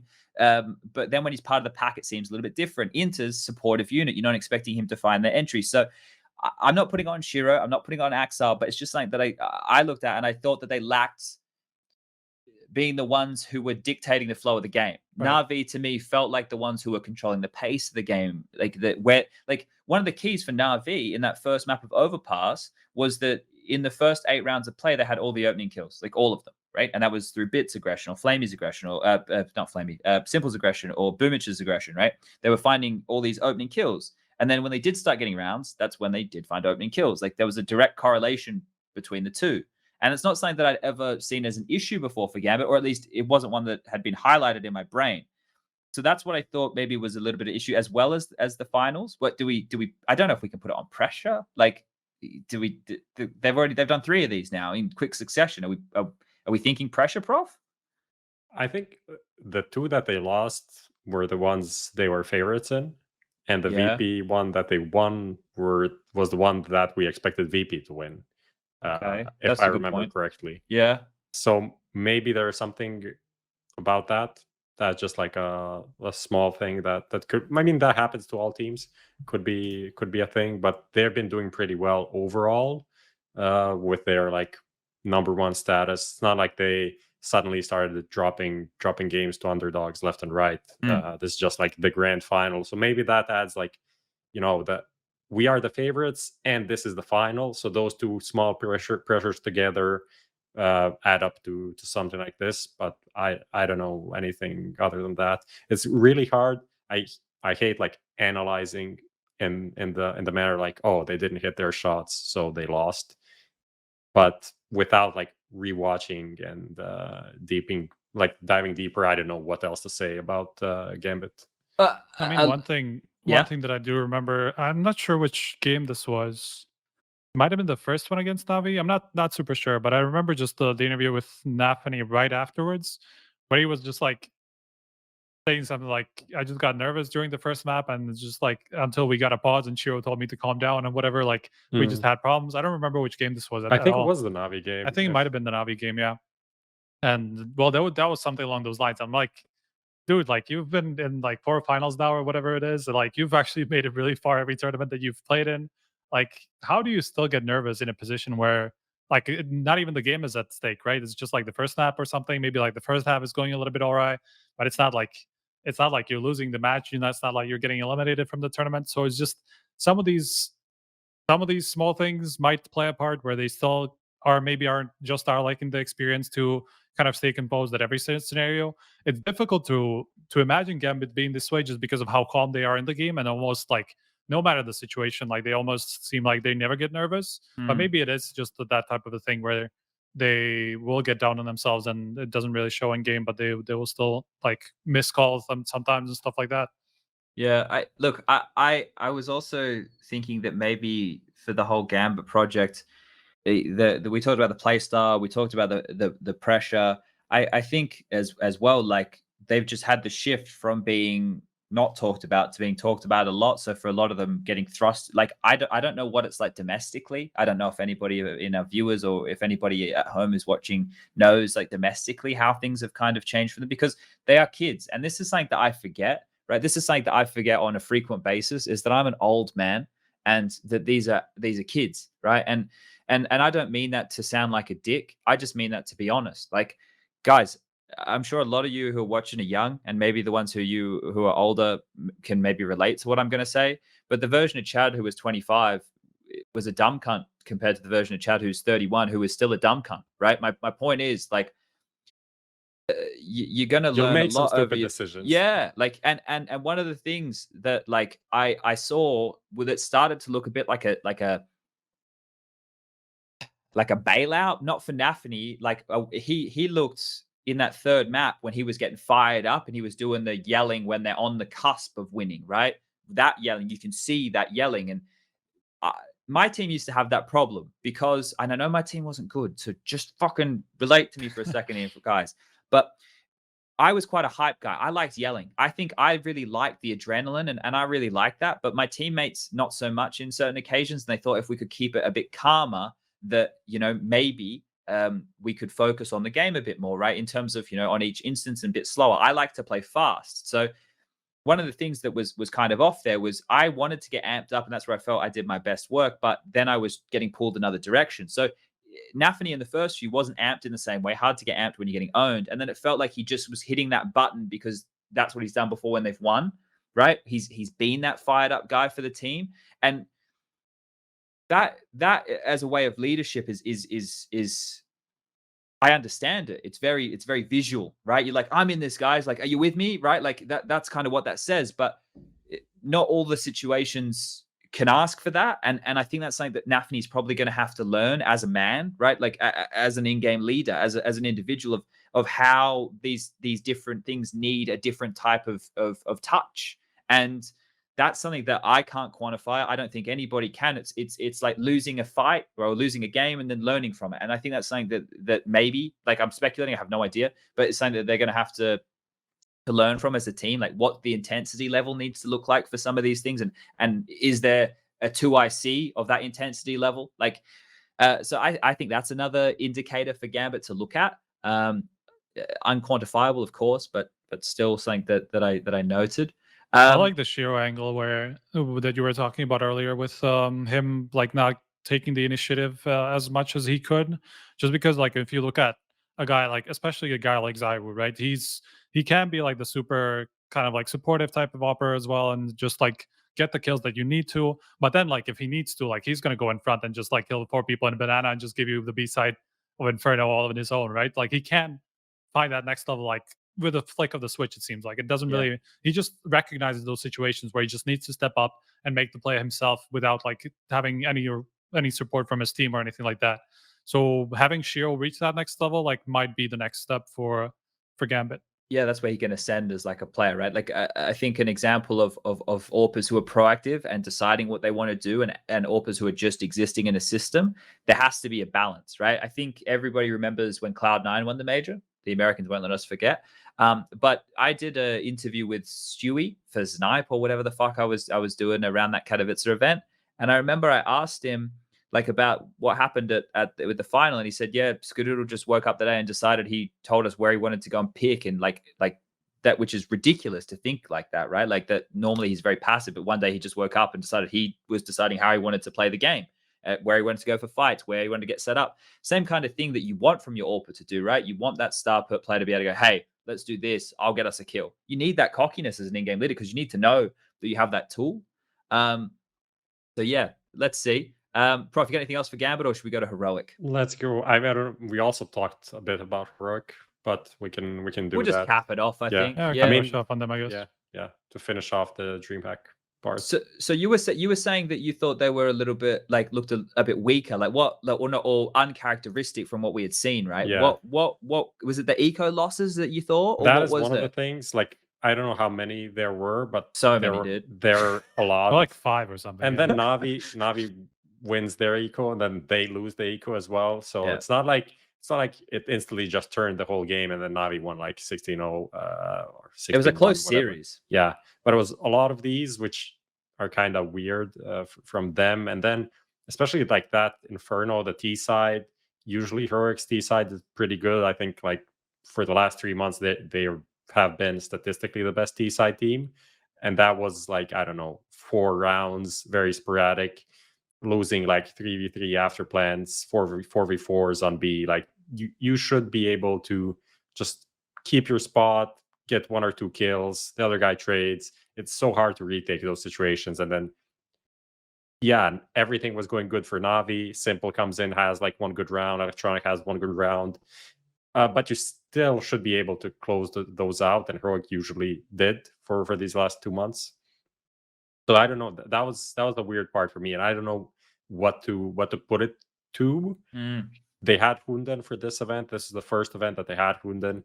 Maybe Hunden is like counterproductive being on the server, adding like too much. Who knows? That could be a thing. But it's just weird. That thing was weird for me. No, I get what you're saying. I try to just remember the series, which is silly considering I literally had to watch every single round. But it goes a little bit like that. Now it was one of those beastly simple performances. I remember that, right? But the Perfecto performance in that game was very good too. This wasn't one of the games with the crazy clutch swings or the eco swings in the same way that I felt like Mirage was the one that was mental for me. Mirage was the one where like the timing. Was that the third map? Mirage was the first. Inferno was the third. Oh, okay. Mirage, there was like a round, and I think they just had a saved AWP.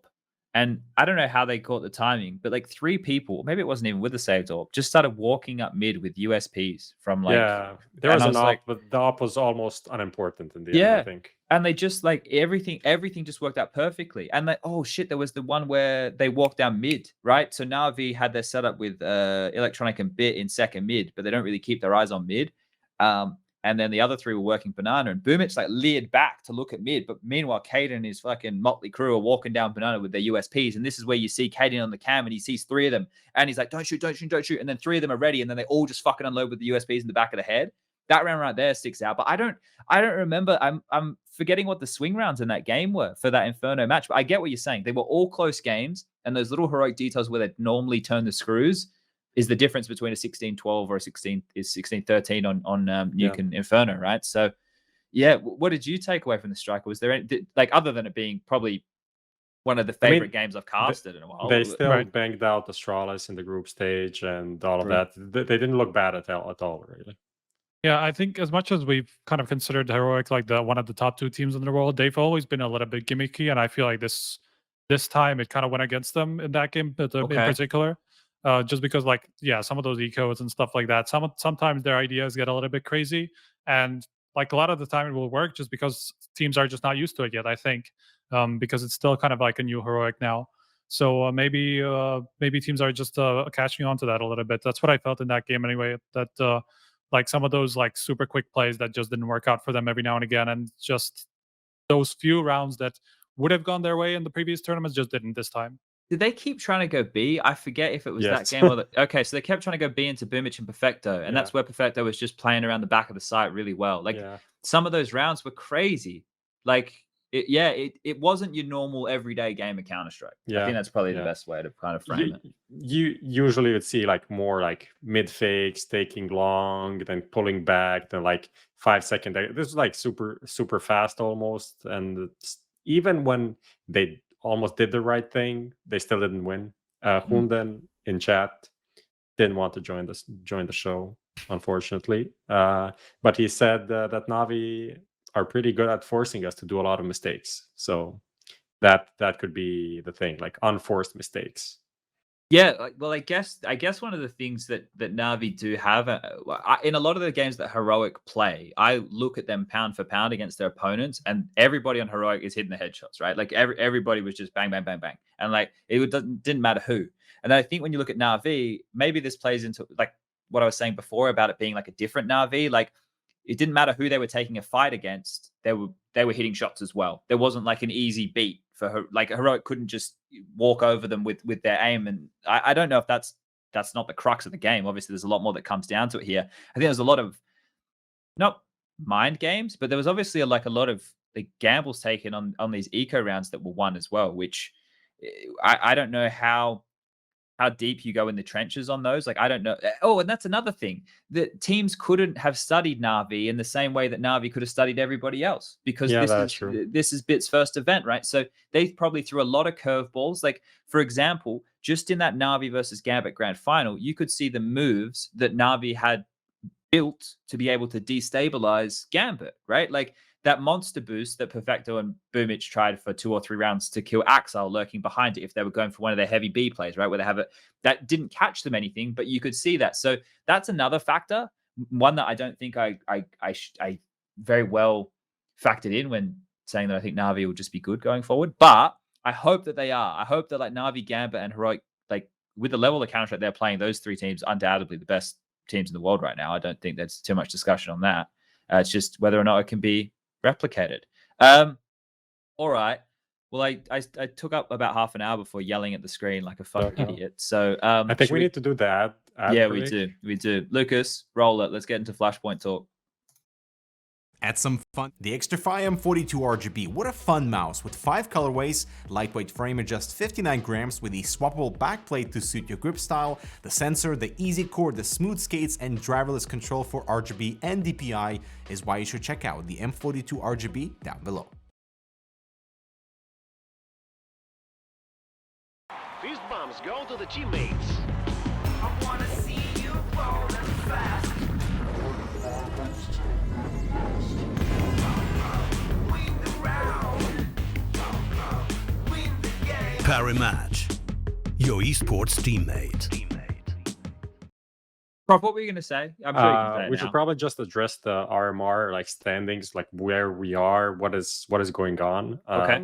I think I don't have the standings in front of me. I know Vitality is first, but not by a large margin in Europe. And we'll have this RMR event, the standings that we have now that were semi-reset from last year.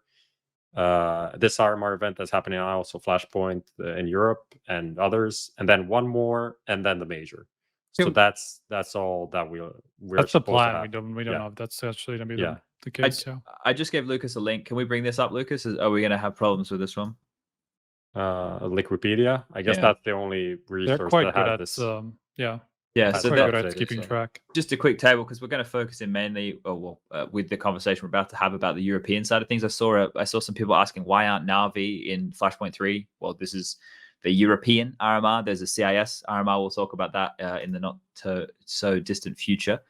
So yeah, with this one here, as Prof was just saying, the points that got carried on over, obviously the deductions are based on roster changes. So there's a lot here to take in. But all you need to know is that there are a couple of teams starting with a few extra points because of the RMRs in 2020. And if you want to look at this, you guys can find it at home. So you can see who has a head start and who has a lot of catching up to do. So I have another link here to send your way, Lucas, which should be... Oh, yeah. What did you guys think of the trailer? I'm a big... I really like Bring Me the Horizon. And I know that there's people out there going to be fucking baby metal and stuff. But what do you guys think of the overall trailer before I get too far down the music route? Ghost Striker. I liked the idea for sure. It was, but I feel like the idea was slightly outdated though, just because of like Astralis are far from being the kings at the moment. If anything, they're quite the opposite. Like they're kind of like trying to get back to that. So like from the standpoint of them being like regional residing champions, whatever. Was that what you say? Residing? I feel like it's okay. If they're, I feel like I'm missing. Except in RMR, it's Vitality who dominated last year's RMR events. But let's just put that aside. Well, that's okay. I'll just say a bit of a forced narrative, but who cares? It's cool. It looks cool. Overall, for plebs, Astralis is still the #1 team, and we don't really have like a new era since the Astralis era, so we can roll with that. It's okay. We'll let it slide. What I liked about it was just like a lot of the small hints at what's happened like in the past couple of months, like the Katie and Clutch and like whatever else. I don't remember everything that was in there, but there was just like a lot of these little small details that kind of like helped show what's been going on in the past couple of months, like some of the big highlights, So I liked that part of it. The narrative sure was like a bit outdated, but I think I still liked the idea of it, and the execution was just perfect. Like the And animation was cool. Apparently, Bring Me the Horizon is the most universally loved band in Counter-Strike for some reason. It's just like out of nowhere, like, oh yes, this is my favorite band. It's like, what the fuck? Like, where does this come from? I'm like fine. I'm fine with it. I actually have been listening a bit to them recently, even though it's a super old band. But okay, I'm like okay with that as well. That's the thing, and I think that's one of the you saying super old band. One of the things I remember vividly with like 1.6 movies and shit was always the metal music we'd get with it, right? Yeah. Like and that like that actually got me into metal music was the frag movies, not the other way around, right? And that's what I like. It for whatever reason, metal music and Counter-Strike frag movies, they fucking bang. Like that's our soundtrack. Like I'll just say that I know it's hard now with like YouTube and all these copyright stuff, whatever. I'd still appreciate that people use like real music for frag movies and just upload it to somewhere else that it's not going to be taken down or demonetize it or whatever. Like it's just so much better. I remember like a couple of years back, like 2 years even, I think one of the good movie makers like Vera or someone made like Dupree frag movie with like actual music, not copyright free music. It was fucking insane. So it's just sad. All of this DMCA bullshit and all of that is what it is. But actual music that is just elevates it to a new level. Okay, I've just realized what the time is and how quick we might have to run through the rest of the show. Lucas, what time do you have to leave to go look after the league? You guys can just keep going. Okay, well we can keep going. Okay, so we'll try and get it in anyway. But we know that Flashpoint kicked off yesterday. For those people who haven't been paying attention, it kicked off yesterday. Now, the format they're going with. Correct me if I get any of these details wrong, guys. I'm not as well versed in this as I should be right now. They're doing 16 team, double elimination, best of 3, and you have to play all the way down to the 3rd, 4th, 5th, 6th positions because of the point distribution. Yeah, not even to 5th, 6th to 12th. Okay, so all the way down into deciding to the 12th position, and it runs because of that, and they're running 2 games a day, one starting in approximately 23 minutes, which is 6 p.m. CEST, and the other one I think is like 9 o'clock or something like that. Yep. Maybe it's a little bit later, maybe 10. They're running 2 games a day, and that's with all those factors combined, it's going to spread across. I think it was like 20 days or something in total. 19 days. Yeah. Okay. So we're going to get a lot of top Counter-Strike out of these European names. Now, Lucas, I will throw you the HLTV page so we can bring up all the teams for everybody so everybody can see what we are talking about. And with this right here, do we just start with yesterday? Like, is that where we should start? I guess we should. So. Okay, well, I was flying yesterday. So I didn't get to witness either of these games, but boy was I bloody shocked when I saw the double pony result. Striker, did you keep your eyes on this one? Yep. Yeah, I covered that one. I didn't know what to think when I was looking at it because Vitality was just like they started first map down 1-7, or something like that. Started the second map down 0-4, and then they like super got dominated in the rest of the first half. Like they just didn't get anything going, and it was pretty shocking to be honest. Like, sure, they've gone through some changes, but this is a fucking team that's barely been even like around the top level. This is just like some recognizable name like a Body and Lucky, but just generally like a relatively inexperienced team with even like a semi-standard in NBK who's just kind of like helping out along the way. So this is not a team that we would expect to be very competitive at this event. And suddenly they just come in and bang out Vitality, who sure they've been a little bit wonky since like this change from our PK. I know you like the word. I like the word, yes. But it's not like they've been completely incompetitive or anything like that. They still played well against like some of the better teams at DreamHack Masters. So a complete shock. Don't know what to make of it, honestly. Like I think Vitality are in trouble. Yeah. And it's not even that Vitality lost. Yeah. They got 12 rounds in 2 maps.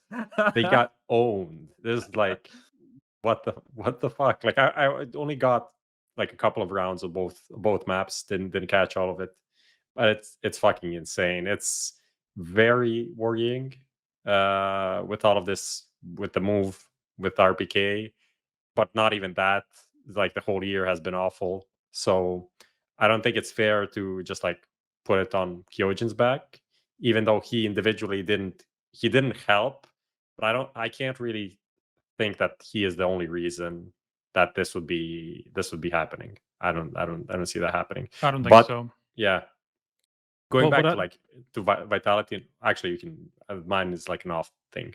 Right. Okay. Well, from the match itself, like they, especially on Nuke, I think it was like they lost something like 5 1v2s or 1v3s. Like they every time that they almost like could have gotten started something going, they lost the 1v2, and then another one by the round after that, and there was like a 1v3 from Body in the pistol round. They just like every time that it looked like they would do something and just get some momentum going, they just got like clutched on, and then NBK almost wins a 1v3 as well. Like that first map was just kind of like was super weird. Vitality, like of old, would never have lost so many of these situations, I think, especially in the way that they did. Okay, so we're in a very like would we go as far as saying with that this result and where the team's at right now that Vitality are the team who have dropped off the most since the start of the year, comparing where they were at for 2020? Like I'm not saying by rankings, but just by like where like. Do you honestly I wouldn't be think surprised if they were by rankings in terms of like the top teams, because if you look at Astralis, sure, they're like in a weird spot, but they're currently number 4. Yeah, they're probably going to drop a little bit lower unless they have like a good result here. But still, like Vitality dropped from like a top 3 team, obvious top 3 team, like among Navi and Astralis too, like outside of the top 10, not even being considered for a deep runs. So I think they are by far the most, what did you call it? I said they dropped off a cliff. Yeah. Look, I don't know where to. I don't know how to quantify this team because they have ZywOo, right? Like, and now imagine if this happens. Navi like are fantastic as a team, and now that whole conversation we just had with Simple for the last 3 years has completely shifted. And now, like, I know we've always had it in drabs about ZywOo, but it's never been to that same extent, right? Now, if it does just become this, like, because it's not, I don't know. I don't think losing RPK, who's obviously a very experienced individual, right, and a lot of respect for RPK for the journey of his career and the type of player he was, but it just seems so strange that losing him has made them fall off this far. Like, to me, it feels like there has to be not something else going on, but there has to be a reason. Another factor to consider is that they don't have their coach with them now. True. Very because true. Of the RMR RMR rules with that Valve put together, that you can't have anyone in the room or on the TeamSpeak or on the servers, and no coaches, no support staff, no anything. That is a hit, I guess, the biggest hit for Vitality, because they used to boot camp and have like 20 people in the room. If anyone is going to be hit by that, it's them.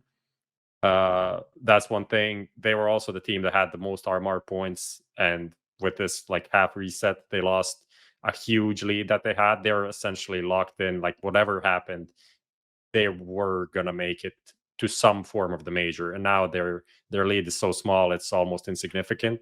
If they go out last, which is completely possible here, they're playing against OG next, they are in danger of not making the major. That's how I see it. Like, this is completely real.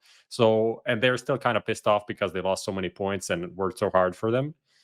That is also a thing that probably plays into everything. Talking about RPK, all of his former teammates, no one called him like a secondary caller, bomb site, I don't know, mastermind, like he's gonna be telling the other guy what to do, because that's the narrative that people have been like kind of pushing now. With the Misuta, Kyojin, A site on Nuke, that has been bad in this game, was awful. But I don't think RPK was the guy that was dictating how things were going to be played. Like, what everyone said about him, like, he's the soldier, he'll do stuff. He's not even going to be learning smokes unless you really work with him. So he's not a guy that is going to be like on his own, bringing new ideas. You know what? When S-Attack came into Astralis, and then we saw this like new flair to Astralis, like pushing B on train more, doing these things. I don't think RPK was that player for them. So I don't think that is the reason why they had such a bad showing here. And if anything, like we've kind of been seeing the signs of them slowing down already before they removed RPK. So I don't think this has much to do with it. Obviously, this match is like by far their worst result that they've had. Well, actually, that was the loss to the Brazilians, right? Yeah, they lost a try to there you go. 9Z, Argentinian team. Yeah, I guess those two were like the biggest losses that they suffered this year. But like this one, I would maybe even put this one on as worse, honestly. But I'm not sure. Still, that was like, at least like kind of close, and they won a map. Right, dude. I just looked at. I like I said, I wasn't able to watch the games, but I just looked at like the breakdown of rounds in that Nuke game, and one of the rounds that they won out of the 5 total was a pistol round. So like, you know, those things really start to add up very quickly. Now I know I'm looking here. I'm probably going to say his name wrong. Jocko. Yeah. He did have 27 kills, and I've never heard of him before. No disrespect to you, Mr. Jocko. I just haven't caught any of your games. I can see here you've got a lovely long set of hair. You're 24 years of age, and you used to play in the Dice, which I have heard of before. So that's all I can tell you about the guy who just dropped 27 kills on Zywoo and Co. Right? When you frame it that way, fucking rough. But anyway, there was I'll put a bow on this double pony side of things. They're going to play Astralis next, and we also know Astralis are in like an interesting position right now. So if double pony can be competitive there, they don't even have to win. They just need to be competitive. Then I think that can actually put a bit of shine on that Vitality result, because I think what will happen is a lot of people will look at that Vitality result and just go, well, Vitality, they're shit in the bed real bad right now, right? But if double pony come through and they have another just competitive affair, I think a lot of people might say, okay, well, now we need to get interested in this team. And I think that's probably a fair way to do it. Same thing with the Hyenas situation that we were talking about earlier, if you guys call that part of the show. But the other game was the OG game versus Astralis. And that one I wish... say one more thing with regards to double pony against Astralis. The problem they will be facing now, there's so much time between like individual teams matches. There's like a week's right? worth of preparation that Astralis can do on double pony now. Like Vitality, sure, like probably could have done the same thing, but like they're in a weird spot. Whatever, probably didn't. Maybe double pony didn't really come into it looking the same as they usually do. I don't know. I haven't seen them play much, like, so it's kind of hard to tell. Yeah. But like Astralis will have so much time to go through those couple of maps that they play against Vitality, maybe some of these other ones, that it's going to be pretty hard for double pony to just come in and destroy them. So that's one thing that's going to go up against them. Body was in-game leading, right? Or is in-game leading? He is in-game leading, yeah. Which is, you guys did an article on that. I haven't had a chance to read that one yet either, but that looks like quite an interesting change, because Body, I didn't really have much of a run-in with him. I just remember him from the G2 roster, and he was handy. You know, it wasn't like he was a bad player, but he wasn't like a take over the game player, right? So it's interesting him reinventing himself as a leader here. I think that could be quite a curious little progression. But yeah, that OG Astralis game. Now this one, the Inferno. Now I like the score on Inferno 22-19. Was it a game that should have been 22-19? Like, did it deliver in that way, boys, or was it like a labored affair? Because I think OG are pretty good, or can be pretty good. What kind of happened here? Because this is another one I didn't get a chance to watch, unfortunately. It could have been an easier win for Astralis. Okay. They ran away kind of with the score line, and then there was like some miraculous round happening for OG that started to come back. Legit comeback though. At least like Nico and Flames were carrying. Valde was having kind of a shit show game overall, not just Inferno, which was kind of rough for him. Mm-hmm. And other than that, yeah, I don't know. Like Astralis played this like new Astralis style, kind of gimmicky, kind of fast, kind of all over the place, and it worked. The CT side was good. The CT side of Inferno was pretty good. They controlled Banana most of the time, and that's it. So after that, the T side is like kind of weird for me right now. And also like Zipnix and Glaive were locking down B, pretty sick on that part.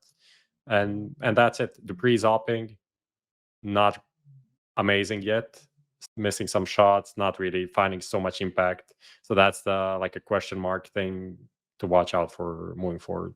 Yeah, I'm still surprised. Like, we haven't seen Esthetag join the team yet. If I'm honest, I'm not sure, because everybody else is released from Cloud9, right? Like, nobody else is with Cloud9 anymore. Maybe that's exactly the problem. They know Cloud9 knows that Astralis is interested, and so they're like trying to figure out how to maybe go back on that first trade in whatever, half a year ago. Jesus Christ. That's not going to happen. Well, it's not, but obviously Astralis are interested. Astralis are kind of in trouble, right? So Yeah, they but probably don't have some leverage. the only person who loses here is S-Attack, Yeah. right? Like the only individual who will lose out of all of this, because Astralis will find somebody to do that role. We're not saying nobody thinks that S-Attack is a star player, right? He's definitely going to bring a lot to the team in terms of what type of player he is. But even though he played like a star player in Astralis, we're not signing him up as a device replacement. So I think that's kind of an interesting, like, imagine it's also like it's not like Astralis have any reason to hurry right now. At least for the next month, their roster is locked. They have the RMR, Good and point. they can figure out how this experiment works. So far, it's not awful. Boobski has been like much better than before. It makes more sense the way he's been playing now. So it's not awful, but it definitely is a different vibe, Astralis, to me. I'm interested to see where it goes, because I think that if it is successful, it would mean that Zonic and Glaive have gotten together and been able to redefine a new approach to the game. Yeah. Because unfortunately, they did a lot of hard work, and now everybody else is reaping the benefits of that hard work. And that's just kind of what happens in competition. But for them to separate themselves from the rest of the pack, they will need to come up with a new way that they want to play, right? Not completely, but there'll have to be a new approach. And I don't know how much further you can push the game at the moment. I think we've started to see that with just how quick, if you guys are on Reddit at all, how quick people are showing utility usage with a purpose, right? Not just this is a smoke, right? This is a smoke. Like now that MSL's doing content as well, like these kind of gaps that maybe once existed of finding shit out, right, is going to be quicker than it was when we went into Vertigo. I know this map's probably going to have changes, but like that would be, in my mind, the only way that somebody could catch up quickly now is with like a good map pool against the top dogs. So I don't know where the next. I'm not a big egghead like some of these guys, so I don't know where they can see the next change or where the hole is in the way the game's approached right now. But yeah, it's an odd one. OG getting knocked down here to the lower bracket. Are we cause for concern because of that performance that you were talking about with some of the more star names like the Mantus and Voldas? Here, I'm looking at stats. That's all I'm looking at. Yeah. They just didn't have a great time. I mean, like based on our power ranking for two weeks ago or whatever, it is kind of surprising, but at the same time, I wouldn't say it's that surprising. It's not like the biggest upset of the day, even. Yeah, considering we had the double pony thing. So it's unfortunate if they now run into a Vitality that ends up playing like super well tomorrow, or like okay, and Zaiwu playing insane, right? Yeah. If they run into that and they finish last, that's pretty unfortunate, but it is what it is. They're kind of in the bracket where they are, and it's a tough tournament. Okay. Well, I kind of want to know what you mean by this next little header here, Prof. FaZe in trouble. Are we basing that off of the performance that we've seen recently? So FaZe played 13 matches. Yes. How many did they win? If I had to go off the top of my head, if I had to have I guess 2 or 3. Actually 4. Okay. So I undersold it. But essentially they finished like next to last almost everywhere. So it is kind of cause for concern for them. Okay. I'll be honest, like they go out early. There's a lot of matches. I haven't watched a lot of FaZe in the last couple of weeks, so I don't know. To watch. Yeah, I don't know what's going on, especially there. So if anyone has any insight on why FaZe are not doing as well as not everyone, but most people expected with Twist and Kerrigan, be my guest. Who are the losses to? Not the losses. Who are the games against that they've been playing? Right, like the last lost to VP, a best of 1. That's and fine. They lost to Mouse Sports in a best of 3. Not that fine. I don't know who they played before that. Let me check. G2. Yeah, Furia they beat. That's one of the wins. They lost to OG. Yep. That's all last month, and then the month before that was kind of like the early days from Kerrigan. So it's kind of they kind of get a free pass. Yeah. Is it now? This is the thing where my brain's going to be tested a bit, but Striker, maybe yours is working better than mine. Is the Kerrigan system one that takes a while to install? Is it like that fucking tradesman who says he's going to take an hour and he's there all day? I mean, if anything, he's always been the opposite, right? So that's what I thought. That's the concerning part for me. maybe he's just trying to figure it out a different way, trying to get out of that like weird loop that he's been in, where like his teams always kind of like rise early on, but then just like kind of falter and stagnate and don't really know where to go next with their play styles. So yeah, it's hard to tell. Like obviously, I'm just super speculating. I'm just looking for like some logical explanation for this that I'm not entirely sure if that's even true. I same as you guys. Like I haven't seen enough FaZe matches to actually form a good enough opinion. So well, we can do this. Let's have a look. This is just telling. look at stats. Yeah, this is telling. This is how we do our job. I'll tell you, bring this up, Lucas. The stats, obviously, Kerrigan bottom fragging, but also taking the most entry duels. Okay. Classic Kerrigan, but also not winning them that much. Not so classic Kerrigan. He's normally pretty 50-50 on him. Yeah. It's just like entry rating is super low. So that's a thing to take into account. This isn't as concerning as I thought. Like it would be if Cold was in red. He's just not in red. I think if that keeps trending down, that's where we have a real problem. Because I think in this roster, Kerrigan can't be that same kind of guy we saw in patches in Mouse Sports where he is the one initiating. He doesn't need to be. And I think, unfortunately, when I see Kerrigan do his best stuff, it's when he is doing that. But this team doesn't ask for that. Like, I think he needs to be one of the mid-rounding glue men, right? Like, I look at these names. Well, it feels like Rain's still probably going to be used in an entry capacity, right? Yeah, or maybe second thing. So, but if you second to Kerrigan, then we have a Crystal situation on our hands. That's the thing. That's the balance that they need to find. Yeah. Because that's if Rain is second in and he's not doing well statistically, then that's a bigger problem than Kerrigan. Yes, he should be cleaning up the kills and having like good stats or decent stats at least. But I don't know. Yeah, from what I've seen, Twists is doing well. Obviously, he's doing some of the lurking and like a lot of the stuff that he does. Yeah, sorry, alone. But like some of the time, he's also kind of been like the guy who goes like fairly early on. So. Also maybe just like that could be throwing a wrench in things in terms of the dynamic with like what it was Rain and Kerrigan now supposed to do. Cold Zero and Broke Gear obviously like the more passive players, so they're always going to find their place in that system. It's just going to be the front guys who are probably encountering some difficulties. Okay, well I guess this is that these guys join the group of wait and see, right? We just have to sit here idly by and watch because it's too hard to predict. It's still very early days. Devices debut, yeah. Who do FaZe play G2 again? Yeah, so that's like I'm not even excited about that because I won't lie. I think G2 looked like for a team who made it to the playoffs, they didn't look very good. I don't think they looked very like they had patches where they looked. I think they look organized. There's nice execute, but I didn't think they looked like. I'm getting excited by Jax taking fights top ramp on Vertigo, like. What is my life? He was getting a lot of those right in a row, so that's understandable. Yeah, but it's like that is, I think, is the issue, right? When you look at G2 and when they became French plus Nexa and Hunter, when that happened, that was DreamHack Masters 2019 in Malmo, I think. That was just after the major, just after the crazy stuff. Yeah. Okay. Right.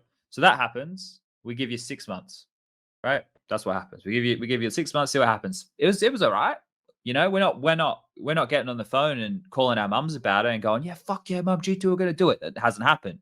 Then they petered it off, and then they got Nico, and then it was like, okay, well now it's gonna be the cousins, the Kovac's, they're together, they're gonna change the fucking world. Next is calling the shots. Kenny's gonna be open people like at 2015, and Amanek, well, he's gonna be running around with a Mac 10 G2. They're gonna fucking do it, but that's not the case. They fiddled around with some rosters. Oh, we like this guy's personality. Oh, we like this guy's stuff. Turns out they didn't get rid of either of those. They got rid of Kenny in the long run. Now we're like, oh, Nico's AWPing, and then Nico's not AWPing. So everyone's like, well, Nico's not AWPing, so what the fuck's going on? Why is Amanek doing it? Like, the conversation has never been at a point where we're like, G2 look like they're a full team. Like, I don't know if we've ever had that conversation completely, right? So for me, if I look at G2 and I go, can they be the best team in the world? This is the conditions in which they need to be the best team in the world. You ready for this? Amanek needs to AWP like a primary AWPer. Jax needs to play positions, right, like that are suited to his type of aim, right? So he needs to be in quite aggressive angles taking fights. But then that same thing happens for a lot of other names that I list in this roster. So I kind of was going to give you the perfect conditions. I don't think I can even get them in my brain. That's the thing. I don't see a world in which So you're G2 saying are the best another team in the roster world. change? I reckon here's what we do. If Vitality is shit now, if Carlos is serious, Carlos, you watching? If you're serious, what you do is you get your big checkbook out. I'm not sure what's bigger, that or your dick, and you flop it down on the table at Vitality, and you spend not even like close to what you spent on Nico. You're probably talking triple. You buy Zywoo and you teach that motherfucker English. And then you got Zywoo, Nico, Hunter, Nexa, and I don't care who the fifth is. Malik can play, right? SPUNJ. But I think G2, like I think they're a good team. I just don't think that they can be the best team, right? And that's the difference. I was thinking when you mentioned Vitality, I was thinking this is going in some like realistic sense. I don't know, like Amanek or Jax to Vitality instead of RPK, and then they get Nivera from Vitality to go to G2 to be the offer. I'm like, this could make sense. This guy's just like simple Zywoo, device, Kenny S, Scream from 2013, and that's it. Playing on a different patch and everything. Yeah. No, I don't know. Like, I don't even know how we got talking about G2. Because FaZe next thing, I don't even know if we have to talk about the NIP device debut. When is it? Just so people know. It is on Friday. 3 days from now. Okay. Yeah. So clear your calendars on Friday. It's only against Snacks, right? And I'm not being dismissive. If you're talking about big names in the server, the only name you guys will, and maybe some of you will know, Innocent. I mean, for Anonymous, you should probably be looking at Kay and Kyler. Those two guys are the next gen Polish stars that people have had on their radar for some time. So those two guys could be like, this could be their breakout moment on the big stages, let's say. I like how you set the scene there. So Friday, NIP versus Anonymous. It's in 2 days, 23 hours, 57 minutes, and 34 seconds. So make sure you guys check that one out. The last picking a dark pony for the event. Should we leave that? I like the wording there. Yeah, like that amazing. in itself. I'm such a jokester. That in itself, hilarious. So is it hyenas, man? I think it's not gonna be the pony. It's gonna be the dark hyena. I'm gonna go with Sprout. Prof, you gonna pick one? I think FPX could do well. Like they're the sleeper pick here. Okay, you were serious. Striker and I made a joke. Definitely not. So that's all right. Someone has to be serious. No one talking about Fnatic. Why is no one talking about Fnatic anymore? Who? They have 6 players. What do you mean? Fnatic is the team that has Jaquinho, the guy that owned the shit out of you in the show match. That did happen, including like a full flashed no scope trade attempt. That was pretty nice. You baited Giuliano. I baited everybody. I gave up on my team. I gave up on my team. Gave up on him. That was it. Oh, that's where Kenny flashed. I didn't bait Giuliano. Kenny flashed. I was going in for the trade. Maybe I baited a little bit. Do we want to bother with the CIS RMR stuff? I don't think we're already done. So maybe we just go to the playtime parry match. Yeah. And we'll see about the CIS when we next week or whatever. All right. Lucas, throw the fucking Play School theme song up, mate, and we'll go through the circle window today, I assume. And we'll get.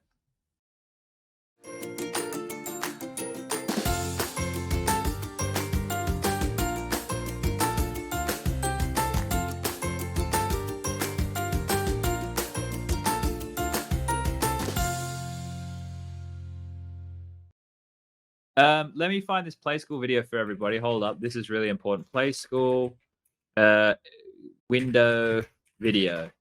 Play School.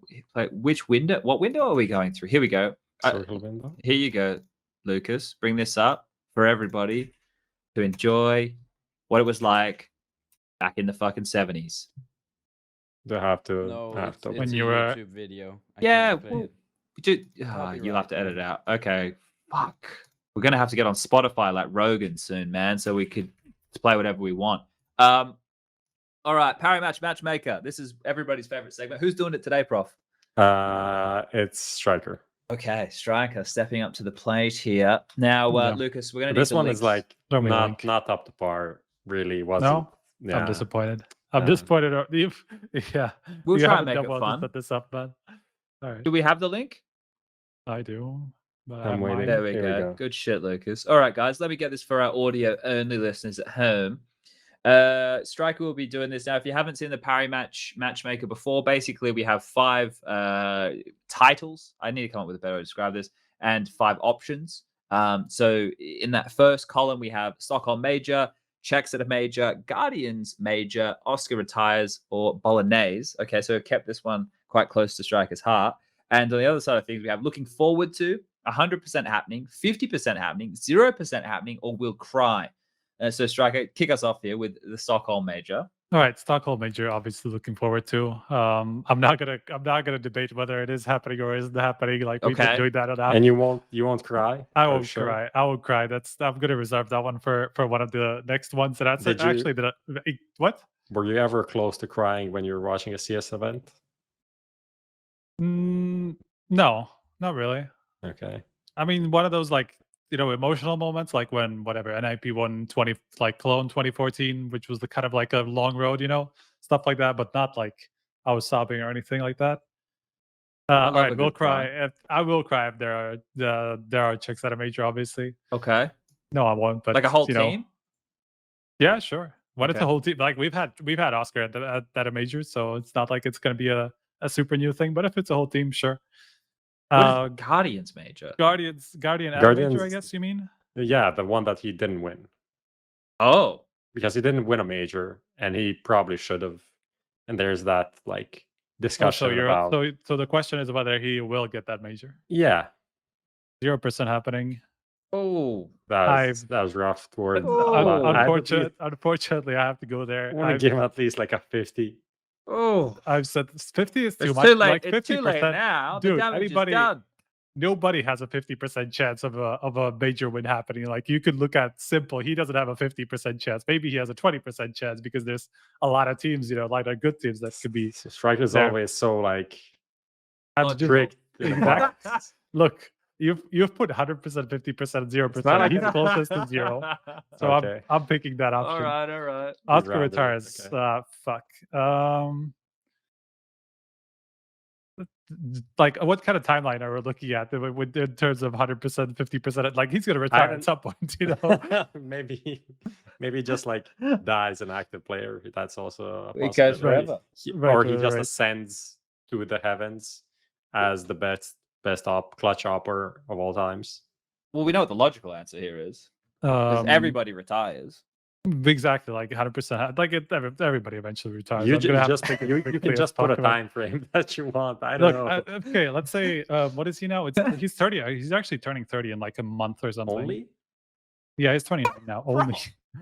People have been thinking he's like 35. Like what the fuck? Yeah, of course. Yeah, he's turning 30 in like a month and a few days, I think. I literally checked that like a couple of days ago. There's only about 4 people who are older than me in the Counter-Strike scene. So of course, like I don't think anybody's much. So let's say within the next 2 years. I'm gonna say within the next 2 years. You expect the retirement coming? I think, yeah, I would say within the next 2 years. So I'm just going to leave it at 100% happening with like the little caveat that I think within the next 2 years is relatively reasonable. It's kind of like the age. Then again, like it's Oscar. He kind of always comes back, even if he takes breaks. So he could play until he's 40. He seems to be up for it. He's still pretty consistent, kind of dunking on all these like teams below top 30. So who knows? You never know with him.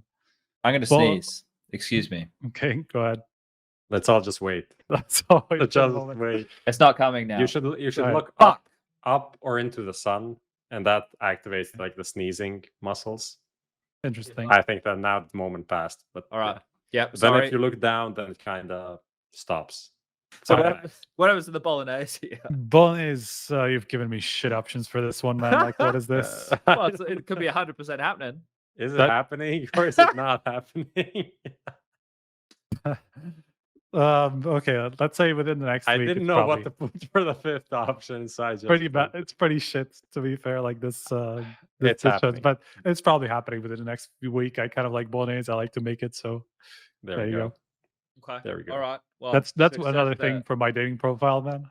Well, now, Striker, I noticed I was on the way home yesterday. I was perusing on my cellular telephone device. Right. And if you head over to Facebook now, they actually have a Facebook dating app, which is basically just like Really? Tinder on Facebook, no geo. I think it depends on the country. I don't think all Oh. countries have it, but Okay. Well, it exists in Germany and Malta. So maybe try your luck. But now we you don't go. even need to install a new app. You could just use Facebook. They already have all your data. They know what you like to eat, and they know. So Like the only people still using Facebook are like 50 though. That's the problem. Like and me, like True. it feels like I look feels at it like- still just to watch people Right. arguing. I fucking love it. I go in there and I read like, and this is what I look like. I think this is what gave me the perspective, because I realized that's what I look like arguing with people on Twitter, and people on Twitter don't even have their real face or their name. So it's like I can't even like get personal. I just have to like just call them a fucking egg, right? So it's like, what am I doing? You can't even do the fun part about talking shit, which is making people feel bad. Like I'm working with nothing. Yeah, okay. Well, that's it. great stuff. Any of these questions all right? There are some things like some casual Does SPUNJ topics. shave his armpits? Can I show my armpits on air, Lucas, or will I get in You trouble? can. You definitely can. Okay, well, my armpits are very hairy, so that goes out to That doesn't mean Lava. you didn't shave them. Like I never have. I never would. I a like month being ago. hairy. I like being hairy. I'm very hairy. I love this question from Darius F16. He It's a good says, question. Will I become pro? Brackets. I think yes. Well, Just because of the brackets, I agree. Like he's obviously very confident, and that's important. So yeah, Darius F16 major sticker is coming in 2025. I'll be the first to buy them. That'll be true. Device stops through. There was this question about Flusha's team. Okay. That's like a casual side topic. They started playing with NaToSaphiX instead of Calyx. Yep. Played a couple of games, nothing spectacular so far, but maybe something to keep an eye out. They did Maybe lose 2-0 to Galaxy Races. That is true. Maybe he sticks around, maybe he doesn't. We don't really know. He's not opping as of now. It's still Sergey. Okay. That's it. Oh, okay. That probably doesn't end well for NATO then, unfortunately. Yeah, I mean, maybe he can work as like a fifth support player thing. I don't know. Can somebody explain to me what's wrong with NATO? There's nothing wrong with him. Because but he's been like in and out of teams, but everybody says how great of a guy he is. Like he's actually a decent player and stuff like that. His stats are like pretty okay on the level that he's playing at, but he doesn't stick in teams for like longer than a few months. So what the fuck is wrong with him is my question. Maybe like and I he always seems like a positive dude. He's always very nice. Exactly. Like he seems super chill. Nobody ever says anything bad about him. He seems like good enough in game to stick with a team for a while. Yeah, I don't know, man. Maybe I would only be speculating, so I'm not going to, because I don't know. I don't know what's wrong with him. So it's obvious that he's too nice. That's the biggest. That could be a thing. That's legit a thing, right? No joke, boys. Let me tell you a story. Here we go. Story time with Papa Chad. So That could be a segment. Once upon a time, little old Chad, 16 years of age, start dating my first girlfriend ever at like that age, guys. 16. I know it seems a little bit late, but don't worry, I fucking made up for it. That was the olden times. That was back in the olden days. This girl I dated, I was really into her because she was my first girlfriend. She's a couple years older than me, right? Like I was with her for I think like a year or something, and I was like super invested because I was like a smitten kid who was a little bit chubby, was super into Counter-Strike, didn't really like school, wasn't really smart, wasn't sporty or anything like that, so didn't really have a lot going for me. So like it was like a logical thing for my 16-year-old brain to invest heavily into this person, right? Because that's kind of what we all get sold when we're growing up, you know, the happy relationship and the white picket fence and all that, right? How life's meant to go. We've all been sold similar versions of that, right? So super invested as we are at that young age. And then when she broke up with me, one of the reasons she cited, obviously we were kids, was that she cited is this an HLTV article? was SPUNJ that and girlfriend part ways. that I was too nice, right? Now, she didn't mean that I was too nice, because I've learned this throughout my journey now. I learned that what that sentiment means is the things like when somebody does something for you, right, as a significant other, whatever, and or like they're around and they do the thing that you think is cute or whatever, or like all those things, they all build up. It's because you actually, for whatever reason, the chemicals in your brain, you like that person at that stage. What she meant when she said that I was too nice was I just am annoying, right? Like the things that I would do for her and being around and stuff, I was just annoying. She just didn't like them. It was just something like that. That is like now my 31-year-old brain. I can see that. I can be, yeah, like that would be pretty fucking annoying. Like, and I reckon maybe that's the NaToSaphiX problem. Maybe he's annoying, prof. Is he annoying? I don't know. Wouldn't like. Not from my experience. I was think trying to tie it to back in. justify, that's the problem. No, that's the thing. There's nothing there. But now you all know that I was clingy. There you go. There's a very good definition Clingy, right there. yeah, that's the one. That's the worst That's thing. the one. Never be clingy. That is a problem. Not anything else, but like don't be that. That's like such a dumb thing to be.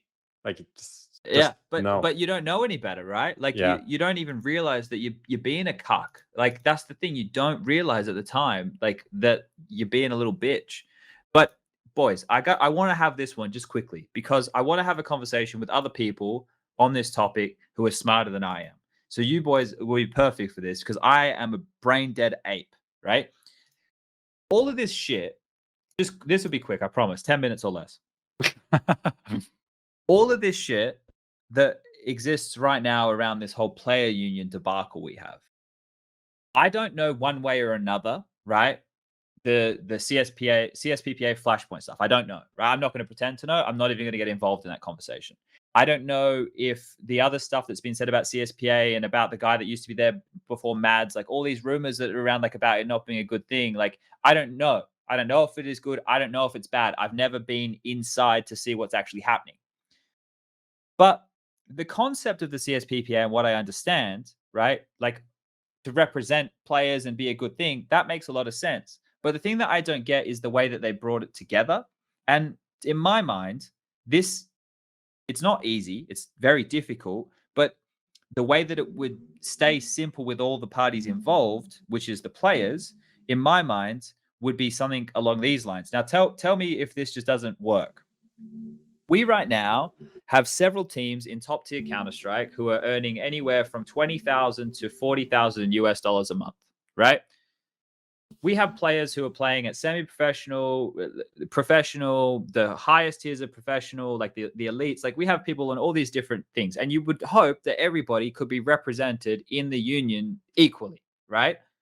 Everybody has different needs. But the thing that I think at the moment that doesn't seem to make this work is that the players aren't paying a fee to be a part of the union. Is that correct?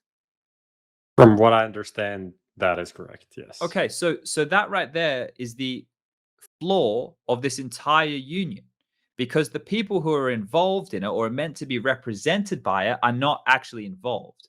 Now, if we have how many teams right now off the top of your head for you, like, and I want you to spitball because we don't know, right? I'm not expecting to get the right answer here. But in all of professional Counter-Strike and semi-professional, so where people are getting money, right? Getting money to play the game, right? Not from prize money, from some version of a salary. How many teams in the world right now do you think exist with a salary in Counter-Strike? At even if it was just $500 a week? I'd say like in the hundreds. In the hundreds. Yeah, like 200 probably. Yeah. Okay, so let's I'd say low hundreds, I would say, yeah. But even if we capped it at 100, let's say there was 100 teams on the semi-professional to the professional level of Counter-Strike who were making revenue through CS.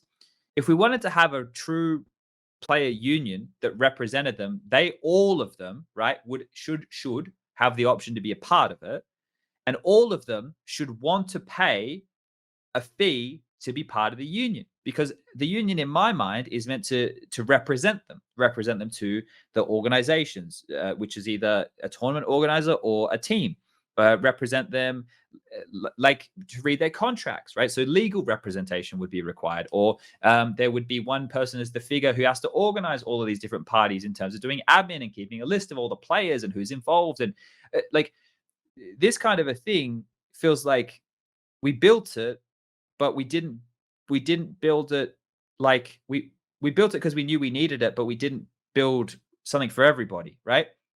My simple thought, and it's a dumb one because I know there's a lot of work required just off of the few things I listed just there. Like you need a lawyer, you need someone who organizes everybody. But why isn't it like 2.5% of your salary goes to the player union every month?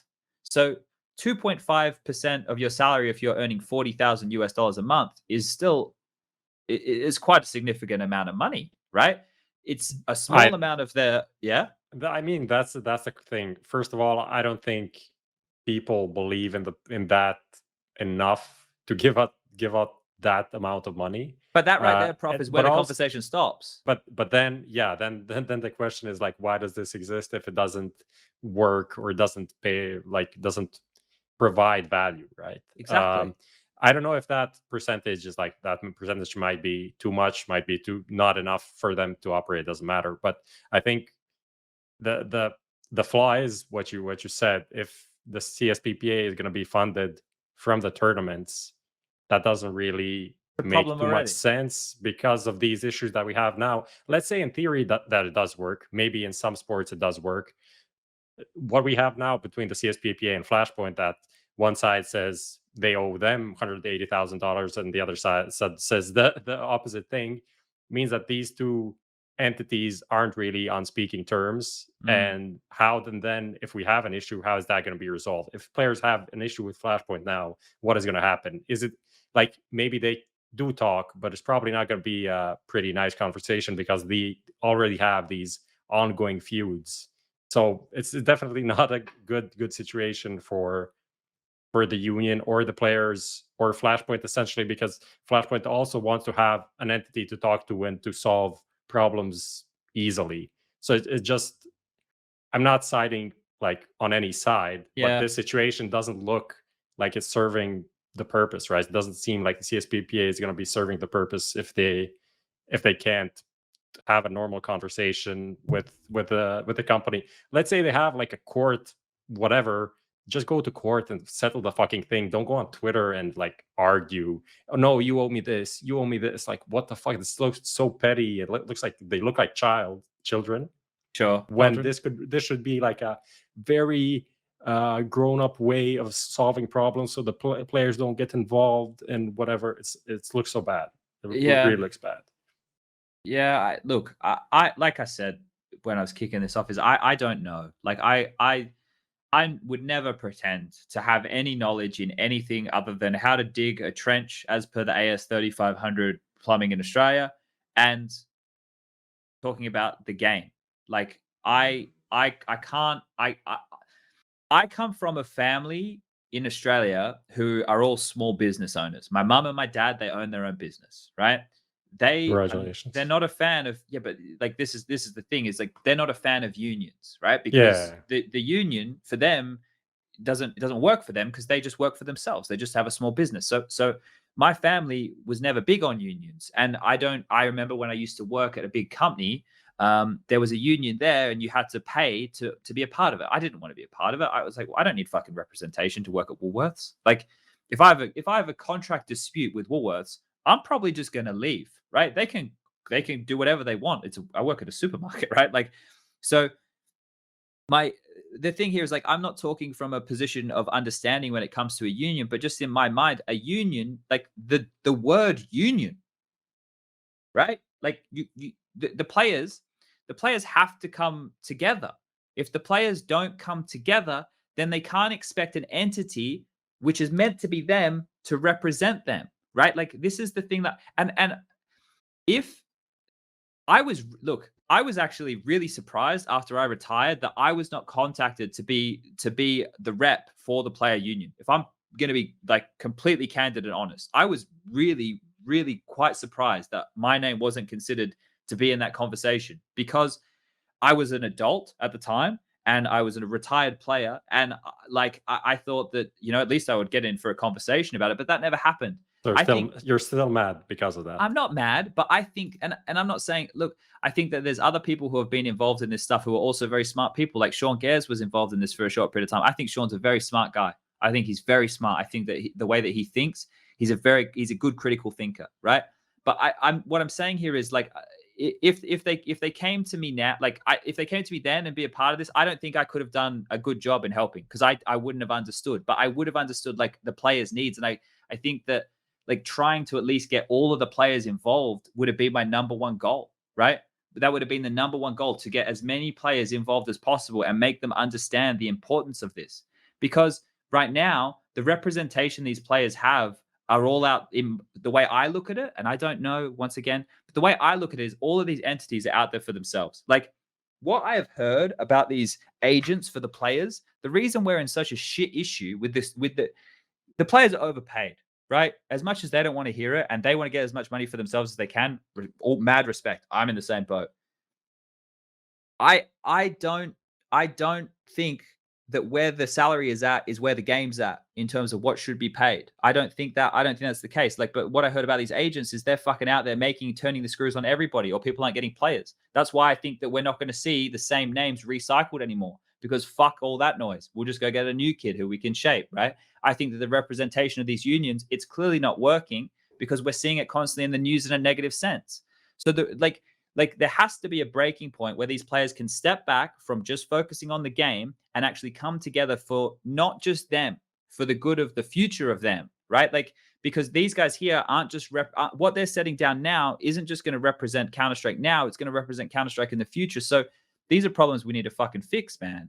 Like, I don't know. I think that also comes down to what I think is that the CSPPA doesn't even have any real power apart from pretty much what they did with Blast, right? When they had that issue with communications, when they just didn't join the server for a long time, which kind of forced the tournament organizer's hand, right?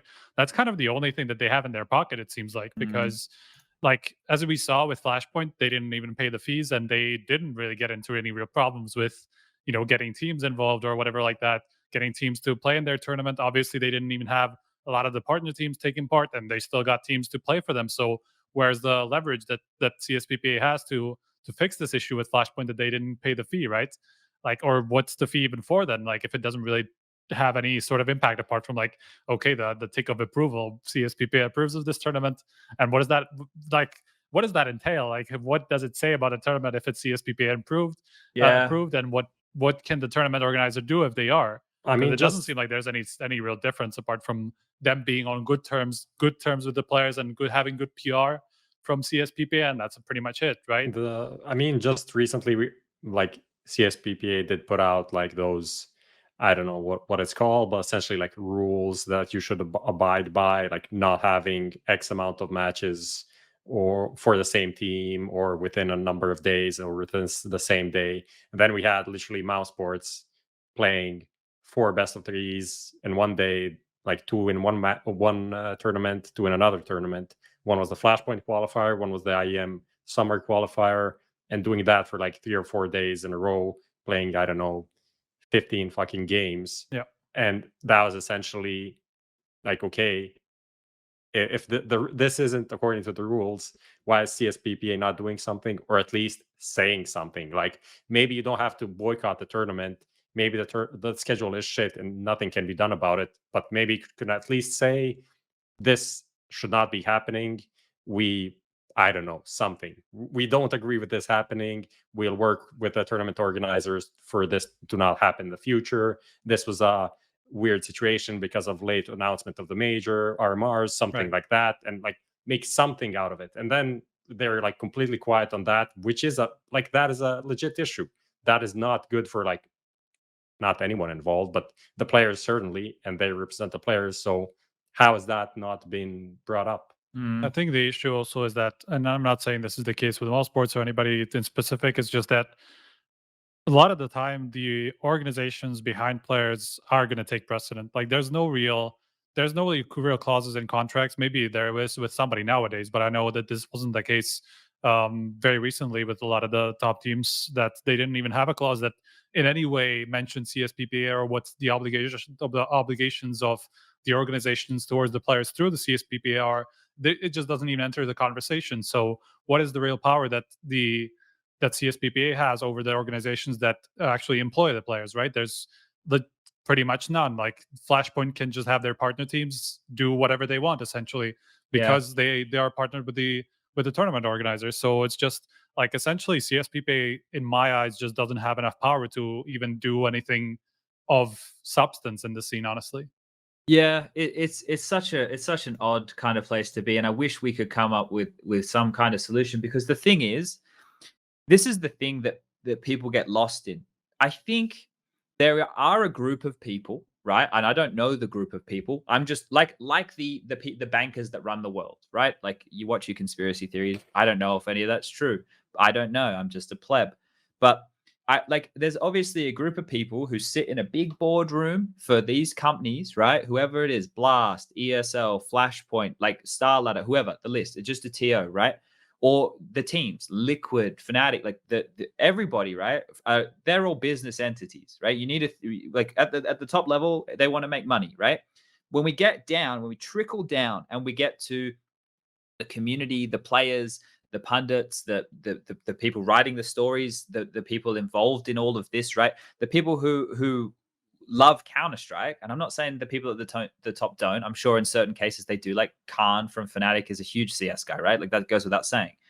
But the thing is, at this level, we all want the same thing, but we're all at war with each other while the people at the top are pulling all the fucking strings. Like we all want what's best for Counter-Strike.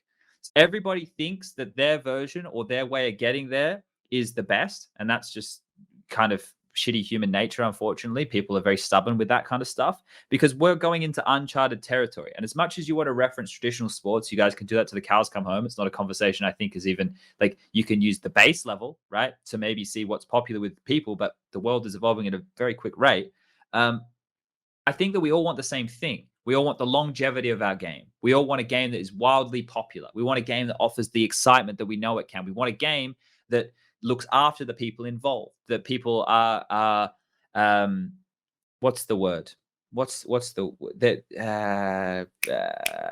Paid, like not paid, but there's a better word than that, but they're paid accordingly for their type of work. We want people to we all want the same. That's the one. We all want the same thing. We all want this game to be, we want everyone else out there to feel the excitement that we feel when you have one of those epic Counter-Strike moments and the arena feels electric and the clutch is insane and you never thought that was possible. Like we want the device 3 kills on train with 3 HP, 3 bullets left of the USP in a 1-on-3. Like think about what I just said in Counter-Strike terms. That is insane. We want everybody to feel that same thing.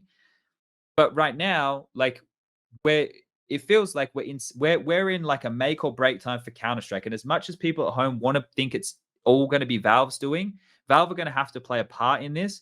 But a lot of it is responsibility we need to start taking on our own. Do we all want the longevity of our game to exist? And if we do, we need to start thinking about what we can do now, not for us, for our kids watching or their kids watching. As wanky as that sounds, like we need to consider this to be a generational thing, not just a thing that exists now.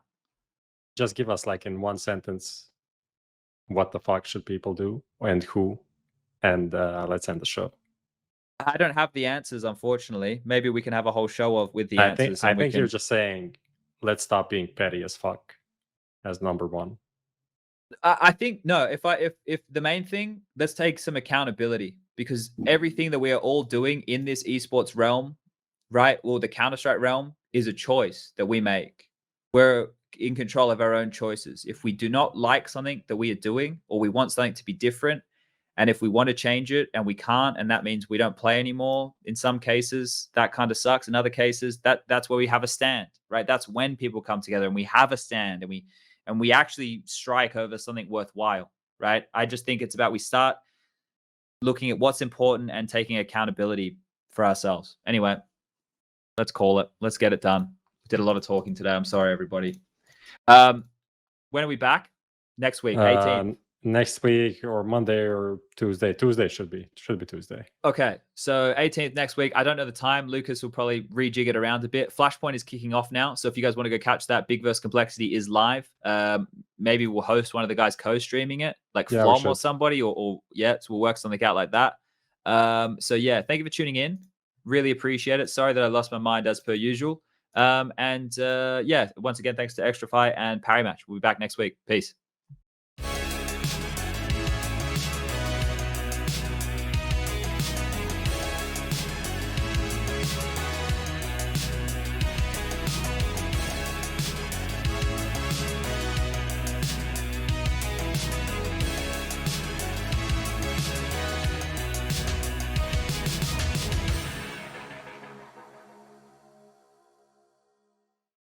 Add some fun to your space with Xtrfy, designed in Sweden with focus on quality products built on experience. You're looking at Project 4, their 4th generation of products with super cool colorways to stand out, with matching sets to satisfy with a solid B4 bungee, lightweight ergonomic M4 mouse, the K4 keyboard is fantastic, all of which are performance focused, and finish it off with colorful GP4 mouse mats that are bold in design and smooth on the surface. The retro theme in particular has got the feels. Complete your setup with Xtrfy. No regrets guaranteed.